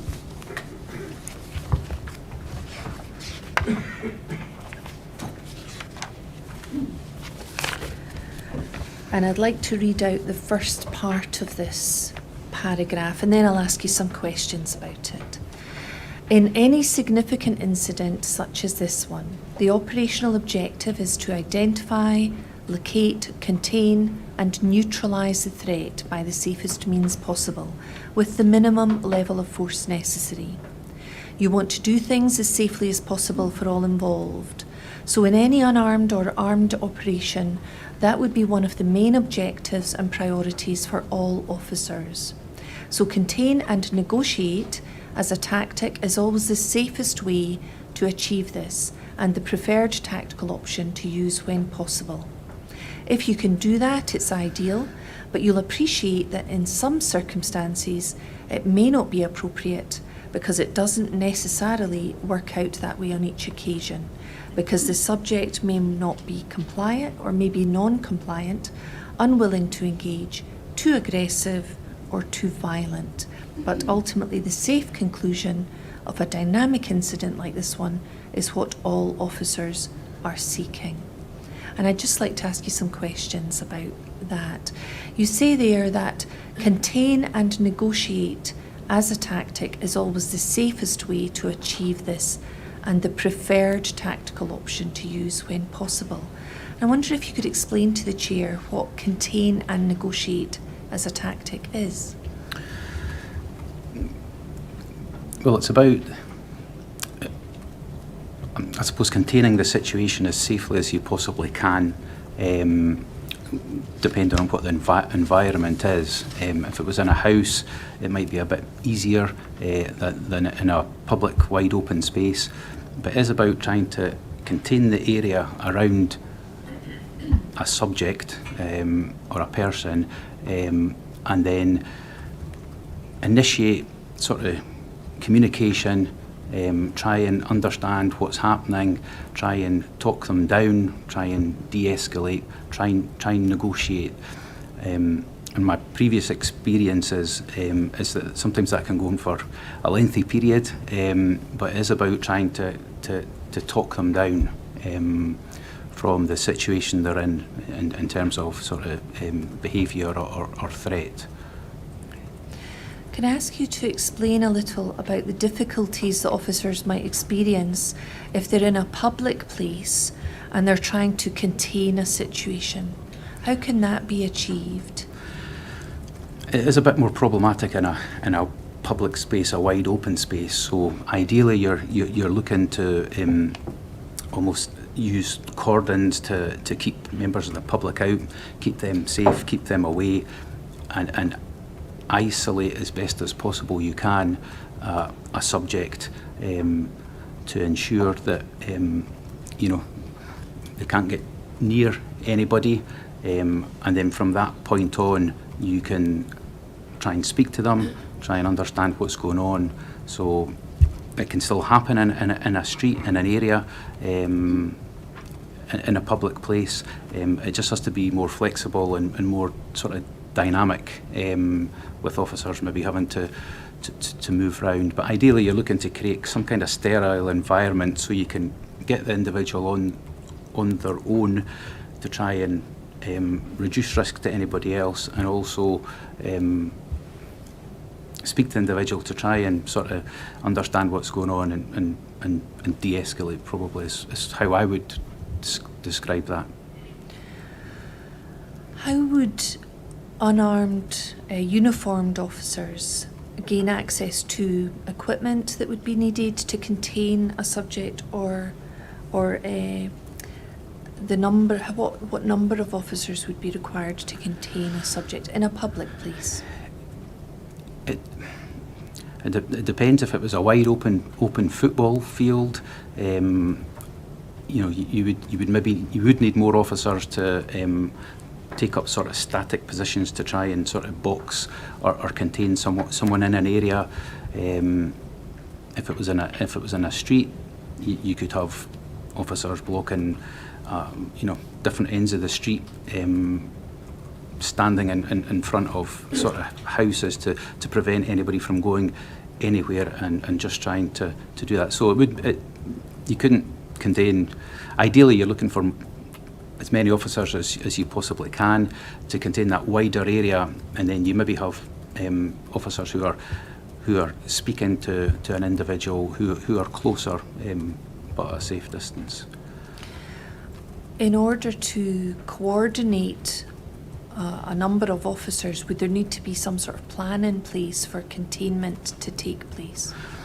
Yes, I mean, with a dynamic incident, officers would attend initially, and then they might have to sort of move around to understand what was going on, to take up positions to maybe block a road or block an exit, and then you'd have a supervisor attending to have that overview of what was happening. If one or two officers were trying to speak to an individual, just to keep that area sterile. Is it possible for two officers to contain a situation on a public street? if two officers are all that you have, you would try your best to do that. But in a public street, you're really looking for additional officers to attend, to take that action, that overall action that keeps the area safe and sterile whilst that containing negotiation is going on. Is there a minimum number of officers that's required in order to contain? There's no minimum number. I mean, that tactic's really flexible. I've done it myself with a partner in a common stair before, but in a wide open area, you're obviously looking for more officers, especially if it's a public place, because you're looking to, where possible, to keep people away from that, to allow that safe space to work with the individual. And that would be a tactic designed to protect everyone involved, Yeah. would it? The subject, the officers, and possible members of the public. Yes. And you say that's the preferred tactical option to use when possible. What Yeah. do you mean by that? Just that if you can do that, and if the circumstances allow you to do that, then that's probably the safest way of doing that for everybody involved. But obviously there are circumstances where you can approach a subject and try that, and it doesn't work due to sort of mindset or maybe the levels of violence that they're showing. So it may not work out because the subject may be non-compliant, unwilling to engage, too aggressive or too violent. Yeah, or positive mindset, under the influence of drink or drugs, just not willing to engage or listen at all. And so those things can make it more difficult or impossible to carry out this tactic? I would say more difficult. More difficult, but it's something that you would just try and continue to see if there was a positive result from it. Contain and negotiate, does that tactic envisage the use of force, or is this a tactic that can be used before any force is required or used? Yeah, I would say that's a tactic that's designed not to use force. You would be looking to contain and negotiate, to have that dialogue, to de-escalate a situation,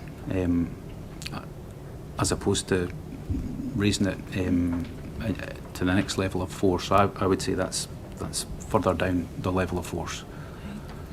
And we've heard some evidence about a preclusion principle. Can you explain that? My understanding of it is it's basically trying different sort of tactical options at a different level, at different levels, but obviously starting off on a low level of force to see if you can resolve a situation safely there, and then you may have to increase the level of police response from contain and negotiate to tactical communication to you may have to use officer safety techniques, public order officers. You would go up that way, but ideally if you could contain and negotiate officers themselves on the ground initially, strike up some kind of rapport, and then get trained negotiators in if it was possible and the time allowed. It's often difficult with time scales. It takes longer to organise that, but that's what you're trying to do. You're trying to keep the situation safe and keep that dialogue going with a view to having the person sort of give themselves up as safely as possible. How long does it normally take to coordinate or arrange for a negotiator? It normally takes a little bit of time in the control room. At the time, I would phone a negotiator coordinator who was on call, explain the circumstances, and then that individual would call a team out, and they would attend as quickly as they could at the location. So they could be, one could be stay in Stirling, another one could stay in Edinburgh, and someone could stay in Perth, and they would all come together. But there's other ways to do that. It might be that the negotiator and coordinator could have one of the cadre phone the person if they knew. Certainly get onto the radio channel to give listen to what was going on, and to give maybe officers on the ground or supervisors on the ground that advice, possibly until they got there. They're the experts in that, but any kind of advice or guidance to build up that information and picture would be useful. How quickly can officers on the ground have access to that advice from a negotiator if it's organised? It would be a phone call to a negotiating coordinator. They would probably pass it on to one of the teams.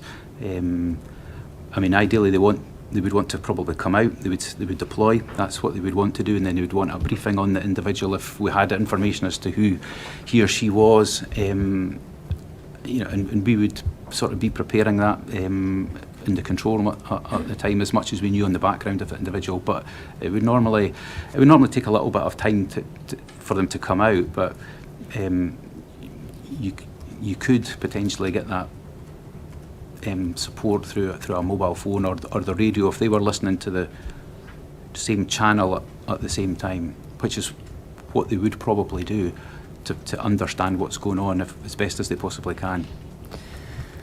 So when you say a little bit of time, are you able to help the chair with a better understanding of what a little bit of time is? Yeah, I would say realistically an hour possibly. Unless you had negotiators on duty at the time, so you could have a negotiator on duty in Edinburgh. So there would be people on call for that shift, but if they were on duty, they might be able to deploy more quickly. Are you aware on the 3rd of May 2015 whether there were any negotiators on duty? There would have been morning? Negotiators on duty across the East area. There's a rota with all the on-call officers, all the specialist officers who were on duty. So realistically, on the 3rd of May, when we've heard calls were coming in at roughly 7:10 onwards, how far away would the negotiator have been? How long would it have taken them to get involved if they'd been asked to get involved? I don't know the answer to that. It wouldn't have been instantaneously and immediately. It would have been.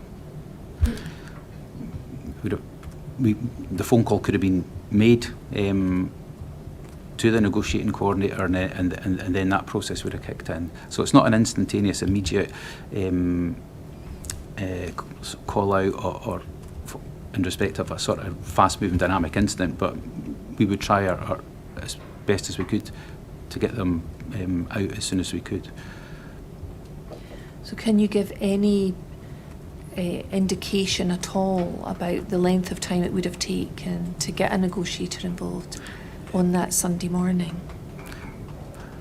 No, but I would say 30 minutes to an hour anyway. I would realistically, I would say an hour. Yeah, okay, thank you.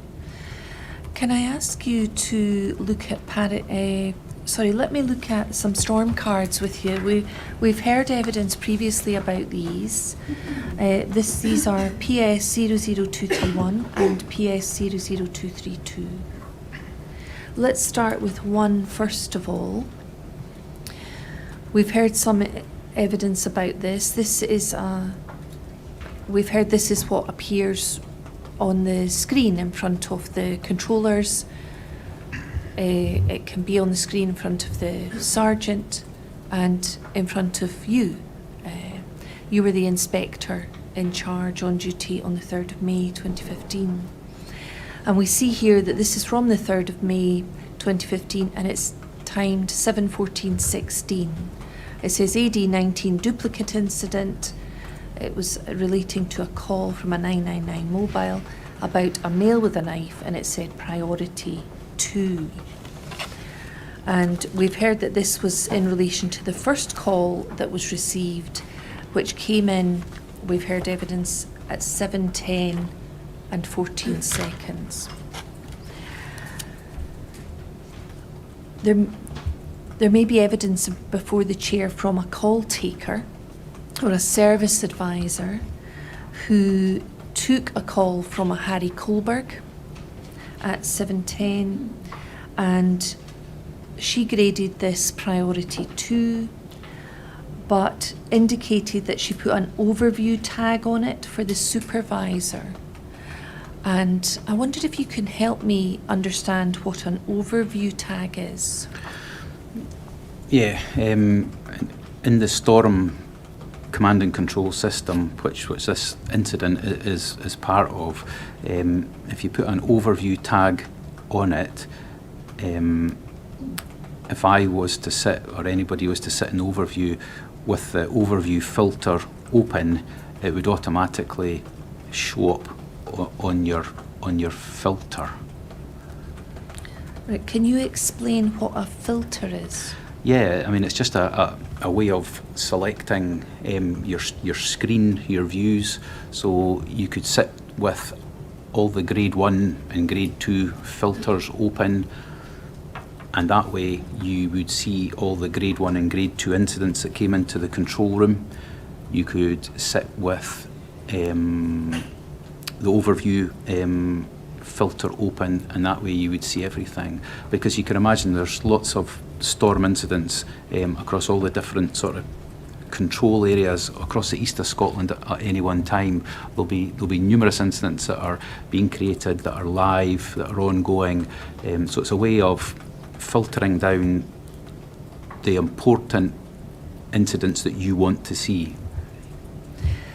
And how common was it for you in your practice to have that filter on your screen? I would sit with the overview filter on all the time in the grade 1 and grade 2s, because they were the priority calls that were coming in that I wanted to have that sort of overview and look at, to make sure we were dispatching resources and to look at any sort of risk that I thought that there may be for the different divisions, and also whether or not any specialist officers or resources might be required to support divisional policing in respect of the different incidents. So if the call taker in relation to the first call that was received had put an overview tag on for the supervisor, did that mean that the grade 2 call was within your filtered calls? If they put an overview tag on it, it would have shown on the overview filter and been picked up. And you would have seen that, and would the sergeant within the pod have seen that as well? I don't know if the sergeant on the actual, so the sergeant next to me in the overview would likely have seen it if he was sitting on with his filters open. The sergeant on the pod downstairs, who was supervising the controller, would probably have seen it, because he would have been looking at all the incidents for the geographical area, for the Fife area. Just so you know, we've heard from Mr. Masterton, who was the controller in the Fife, looking at Kirkcaldy in the Fife pod, and his sergeant was Sergeant Bisset.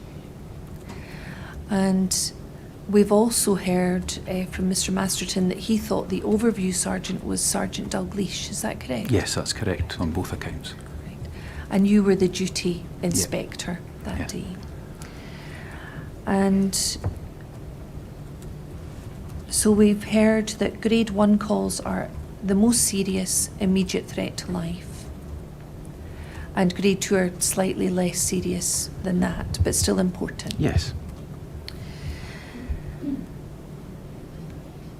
And then we've also heard that for a grade 1 call, we know that from this log, you'll see this is a grade 2 call we've heard with the overview tag. But if we look then at the next storm log, which is PS 00232,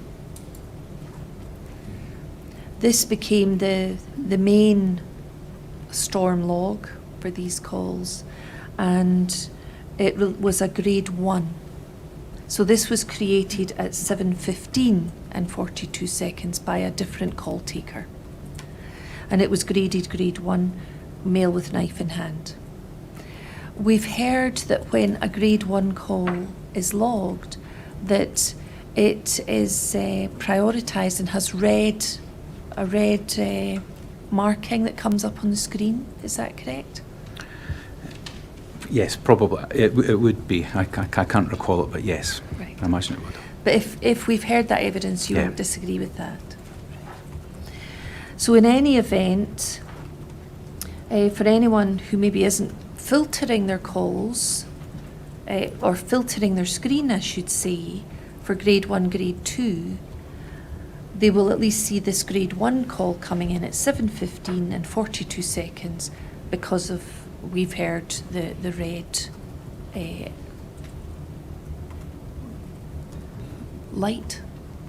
red light on the Probably. screen. Yeah. Yeah, flashing. Yeah. I'm struggling to remember exactly the wording that was used, but you'll understand what I'm saying. And we heard that the grade 1 calls would flash up on the screen of the sergeant and the inspector. Do you agree with that? Yeah. Yes. Thank you. Can I now, I will come back to these storm cards. I believe there's copies of those in front of you at the moment, so you've got the hard copies at all time. But I wonder if I can ask you to look at paragraph 11 of your inquiry statement, and we'll put that up on the screen. And I will read out a section. It's a long paragraph. It goes on to the second page, but I'm going to read out the first section of it, and then again I'll ask you some questions. In this incident, divisional officers had been dispatched and were attending as quickly as possible. And the information coming in from the members of the public phoning the police was varied and in some cases inconsistent. The control room was ensuring that all available information and updates were being relayed quick time to these officers. Once I entered the overview, I started reviewing the limited information as best as possible in order to make an initial threat assessment and working strategy. This was a knife incident, but I considered it in line with my NDM firearms training. The information known at that time through the 999 calls gave different street names, different locations, different accounts of the subject, what he was doing and how he was acting. But the intelligence gaps based on the limited information we had at that time were significant. These needed to be developed as much as possible so that we could understand the situation, who the subject was, what the level of threat was, and to whom might be at risk, what his identity, capability and intention was. Divisional officers were dispatched. It was a divisional incident with a divisional supervisor attending and issuing instructions. They were attending the last place scene to make an initial search for the male, provide an update, make that initial dynamic risk assessment at the scene and feed back to their supervisors and the control room. It may have been that it was safe to approach and arrest the subject on their arrival, depending on whether or not he was compliant, or the circumstances may have been that the risks were too great for them to approach that individual, in which case I would receive the update and be prepared to take command of the incident from a firearms perspective. And you gave evidence to some extent about this at the first hearing. Let's go back to the beginning. And just so that everyone understands, you said that divisional officers had been dispatched. Now we've heard from Mr. Masterton that he dispatched officers who were on the ground from Kirkcaldy Police Office, and that's what you mean there, isn't it, when you say divisional officers were dispatched? Yes, that's correct. Thanks. And you say the information coming in from the members of the public phoning the police was varied and in some cases inconsistent. The control room was ensuring that all available information and updates were being relayed quick time. Once I entered the overview, I started reviewing the limited information as best as possible. And you say further down that there was the 999 calls were different street names, different locations, different accounts of the subject, what he was doing and how he was acting. But there were gaps. I'm interested in this comment that you make about the information being inconsistent. Some of the evidence we've heard already is that very quickly other officers felt there was actually a consistency and there were similarities. And I wonder why you felt there were a lot of inconsistencies. Yeah, so the inconsistencies, so there were similarities in relation to the description of the male, and when you looked across the different incidents, you know, I formed the view that it was the same male that was being described in all the sort of calls that had been phoned in. And it didn't appear that anybody else at that time was being described as being involved in terms of his appearance, in terms of his clothing, in terms of him having a knife. You know, that was consistent throughout. In terms of the knife, it was described as a big knife. Another witness described it as a smaller knife, 4 to 5 inches, I recall. And then there was also inconsistencies about street names, where they were. I think it was Victoria Street, and then there was Temple Hall, Henry Road, Hayfield Road. So a bit inconsistencies of where that individual was or what the street names were. But from looking at the mapping, you know, all these streets are nearby, and I've formed the opinion that he was in and around that area and moving around on foot. You often get sort of information that's not 100% correct when witnesses are phoning in 999 calls. But in terms of his actions, which were the important thing for me, some witnesses reported him as walking with a knife in his right hand, not behaving in an aggressive manner, not appearing angry. Other witnesses describe him being in the road, approaching cars, and flailing his arms around. So there was an inconsistency in the sort of behaviour and actions that he was taking at that time. So that's probably the real inconsistency for me at that time. The actions were the real inconsistency. Yeah. If you look through the storm logs, you can look at both of them. There are references to the knife. If we look at the main storm log, you'll see on page 2, so this is PS 232, at the top of page 2, there's a reference to male in possession of a large knife. So this is the call that is recorded at 7:15 and 42 seconds. Black male, wearing white t-shirt, no jacket, walking along the street with a large knife in his right hand, about 9-inch blade, walking in the direction of the hospital. And then as we go further down, we can see a call from a man, Alan Pearson, at 7:19 and 30 seconds. And you'll see part of it's redacted. Call from Alan Pearson, also saw male, large, 6 foot tall, large knife, wearing white t-shirt, walking in direction of hospital, male in middle of the road. And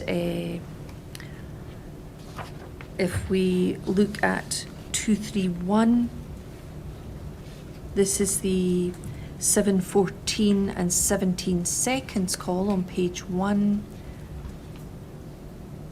Keep going down, please. The first entry you'll see says African looking male chasing complainer's car, and he thinks he may be carrying a knife. And then there's talk of him coming out of Temple Hall Avenue, ran down Henry Road, described as big with muscles, about 6 feet, wearing a white t-shirt and dark coloured jeans. And then further down at 7:17. Further call from the informant stating that the male is jumping in front of other cars and stopping them. I asked about the knife, but I didn't know. There's no mention there of a smaller knife or a small knife or an inch of 4 and 5 inches blade. Could you be mistaken about that? We've not heard any evidence so far that there was a small knife or an inch only 4 and 5. From that, it doesn't appear there. But I'm in my preparation for this, I'm sure there was other storm incidents that said maybe not. It could have been a statement that. We'll Yeah, double check yeah, that, yeah. and we can draw that to the chair's attention. Yeah. I think it's maybe a statement. But at this time, the information you have available, would that have come from the storm logs and the airwaves transmissions? Yeah, the treble in calls, the people who have phoned in and seen the mail, essentially is the only source of this information. So at that time, in relation to these calls, you wouldn't have had any other statements. It may be that you're perhaps Yeah. confused now Yeah. in sight of other things that you've seen. Mm-hmm. And you've mentioned the locations, the different locations. We heard from Mr. Masterton that there's a mapping system, and I think you've mentioned mapping. Can you explain to the chair what the mapping system does? I think it's called the GIS mapping system. It's just it's just like Google Maps. It's like ordnance survey maps. You can click on it as part of the storm package, and you can see where the streets are, if there's built up areas. It gives you an indication of the area. So the controllers used the mapping system, but if you clicked on an address, it would show you where it was. And I do know on that morning in the overview, some of the staff had already clicked on and had a look at the mapping and to get an understanding of the environment in which the immediate sort of environs of where this call was coming in from. But it was known to you at that time that they were all in Kirkcaldy. Yes. And we've heard that they were in similar geographical locations, these streets. Mm-hmm. And was that something that you became aware of either from the other staff in the overview or just from your own use of the mapping system? It was other staff. When I got in, I asked for what had been happening, and where the mail had been as well. So they'd obviously been looking at the streets to try and get an understanding of where the individual was as well. So when you were given that information from the staff in the overview, were they already aware that these calls related to the same incident? Yes. In the same area? Yes. Relating to one man described variously as African or black? Yes. So when you were given that information by your staff, were you aware that they had effectively ruled out inconsistencies? This wasn't more than one event going on in Kirkcaldy. No, I mean the staff and myself when I got that update and looked at the information that was available, thought it was one incident in Kirkcaldy involving one male as far as we could see from the information that was available. We've certainly heard from Mr. Masterton today that he very quickly realised that there was a connection between these calls. Mm-hmm. He described the connection between the description as African and black in the same town at the same time. He said it was a male armed with a knife. He said it was extremely likely it was the same job, and it's very rare to have a job at that sort of time on a Sunday morning, like that type of grade 1 call. Would you agree with all of that? Yes, absolutely. So he said he very quickly made that connection and described how he actually combined wanted one master version of the storm log Yeah. and combined and kept an eye on the PS 231 until they were both on 232. Was that your understanding? Yeah, that was the normal working practice. If possible, we would want all that relevant information to go into the one incident, so it was easier to keep a track of sort of salient points, key bits of information that were coming in that might affect your decision making. Mr. Masterton said that made it a lot his Yeah. job easier, Yeah, and presumably your job as well. yeah. So, how long would it normally take you to see a grade 1 call coming in on the screen? If I was sitting at my desk, I would see it come in and flash. If I wasn't sitting at my desk, you know, grade 1s used to come in for all different manner of reasons. But someone in the overview would have seen it. But if I was at my desk, I would have seen it. Yeah. Pretty quickly. Yeah. Yeah. And Mr. Masterton said that at the time it came up on his screen, because it was grade 1, it would simultaneously have been on Sergeant Bisset's screen and your screen as well as Inspector. Is that correct? Yeah. Can I will come back to that in a moment, but can I ask you to look at paragraph 12 of your inquiry statement?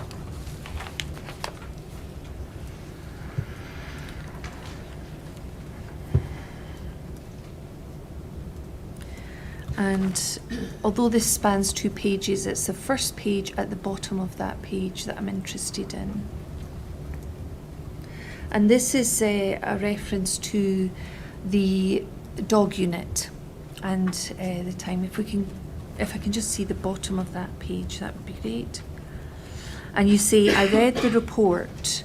Can you see that about 5 lines up from the bottom? Yes. I read the report produced by the independent expert who stated a dog unit could be there in 10 or 15 minutes. But I disagree with this view, and I believe it would have taken longer. And also that they would have been driving at dangerous speeds to get there within that suggested time frame. I want to ask you about that. You don't agree the dog unit would have been there in 10 to 15 minutes. What information did you have that day about the estimated time of arrival of the dog unit? My understanding was the dog unit was coming from Edinburgh.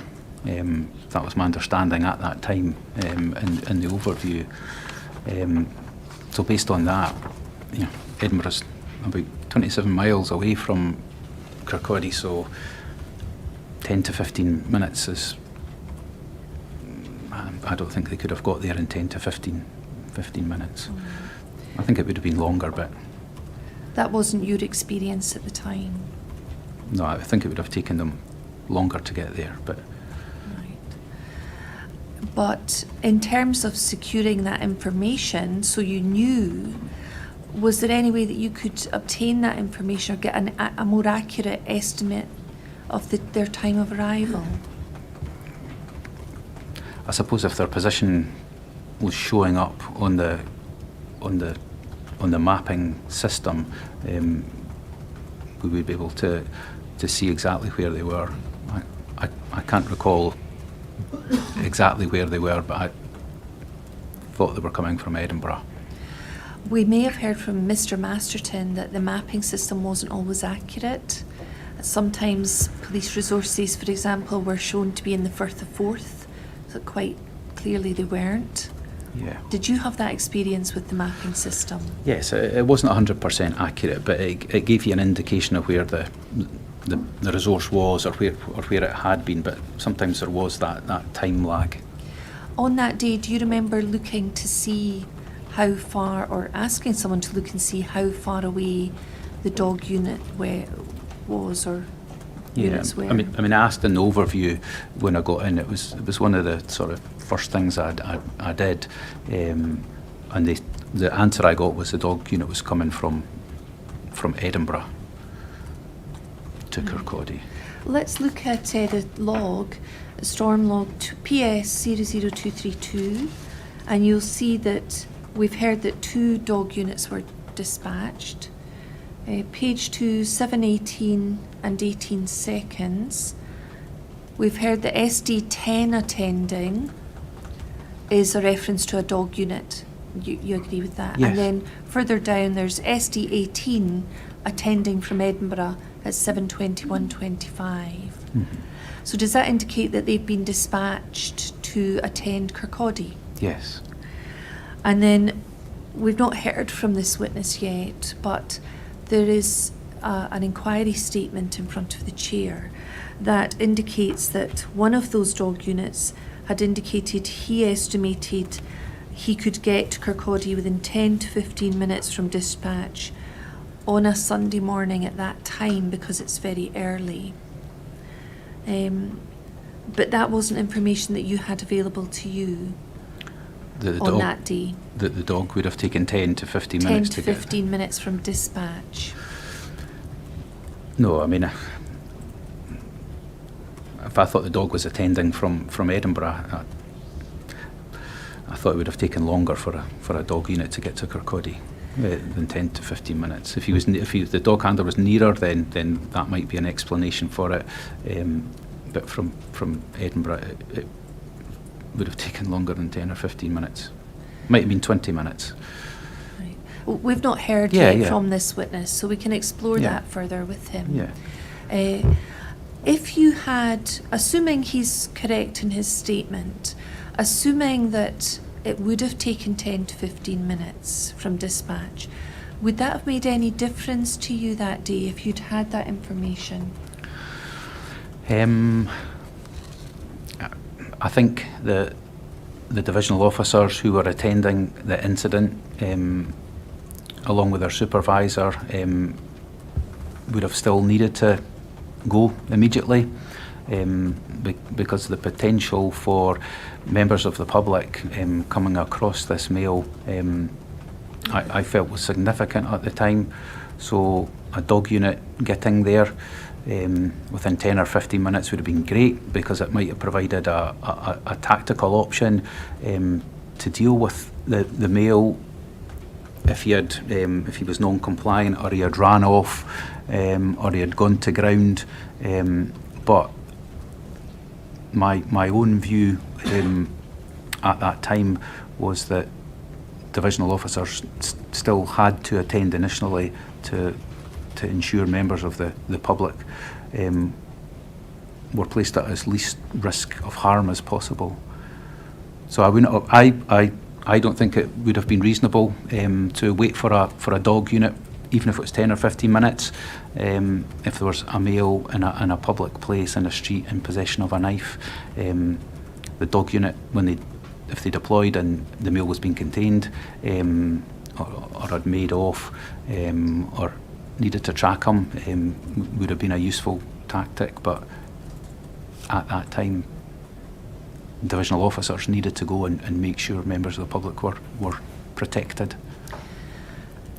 If you'd known that a dog unit could have been there within 10 to 15 minutes, you gave evidence at the previous hearing about officers waiting, maybe observing, holding back before engaging with the person. I think you talked about giving the subject time and space. Would it have been an option for you to instruct those divisional officers to hold back and observe, and tell them a dog can be with you in 10 to 15 minutes? Would that have been an option? At that time in the morning, I think the realistic option, and the one that I thought was safest, was that divisional officers had to attend that incident. Part of them attending, they could have sort of tried to contain the area as best as they possibly could, until the arrival of a dog, if it required a dog to deal with the male. If they were unable to engage with them and speak with them, and try and de-escalate the situation. Do you see on the spreadsheet in front of you on page 2? I think we looked at this last time he gave evidence. Sergeant Maxwell at 7:17:23 made a request for a dog. Do you see that? 7:17:23. He made a request for a dog. He was the sergeant on the ground that day, the divisional sergeant, and he'd made that request that a dog be deployed. And we've heard and we've seen from the storm logs that we just looked at that 2 dog units were deployed at 7:18 and 7:21. So shortly after the request from Sergeant Maxwell. If the dog unit was being deployed at that time, I'm not suggesting for a moment that the officers not attend the incident, the divisional officers, the response team, but would it not have been possible to say, I do still want you to be there, to have your eyes on the ground, I think was an expression you used before, but observe what's happening and wait, and a dog will be coming soon? Yes, I mean, that could have been something that was said. Would that have been a safer option for the officers and the subject? I think attending at the locus, the place last seen where the male was, to understand what was happening, to see what was happening, what the level of threat was, and then getting that level of threat information fed back needed to be done first. But observations, cordons, again is something. If it was safe to engage with the male, then my view is that opening any kind of dialogue with the male would have been a good thing. But if it was unsafe to go too near, then putting in place cordons as best as possible, observing, updating is the information that was needed to be fed back. And then, a dog would have been a good tactical option to then deal with the male. So, going back to that paragraph in your inquiry statement, you thought contain and negotiate. Mm-hmm. That was a sort of minimum intervention. And then we'll look later today at the use of force. But in between the minimum, if we bear in mind the minimum intervention that we talked about earlier and the minimum use of force, would a dog fall between that negotiating and use of force by the officers? Would it be seen as a lesser form of intervention by the police? I don't know. I mean, a dog would be a good tactical option, because often if people see a dog, they stop. Dog handlers train their dogs to deal with people who are violent, who are maybe in possession of weapons as well. It's certainly it's an increased level of force, but it would be a way of resolving a situation where if someone was in possession of a knife and was brandishing it, that might be a good way to reduce that risk, or for someone to throw a knife away if a police dog arrived, or if they'd made off, a dog could follow and track and recover any weapon as well. So the presence alone of a dog might be sufficient, or if a dog is commanded to get involved, it could perhaps bite a person or attack their arm or something if they're using a knife. Yeah. But it wouldn't involve multiple officers getting involved in a restraint. No, the dog handler would do that, and be supported by the other officers who may then have to restrain the individual. But It probably wouldn't involve multiple officers having to restrain the individual.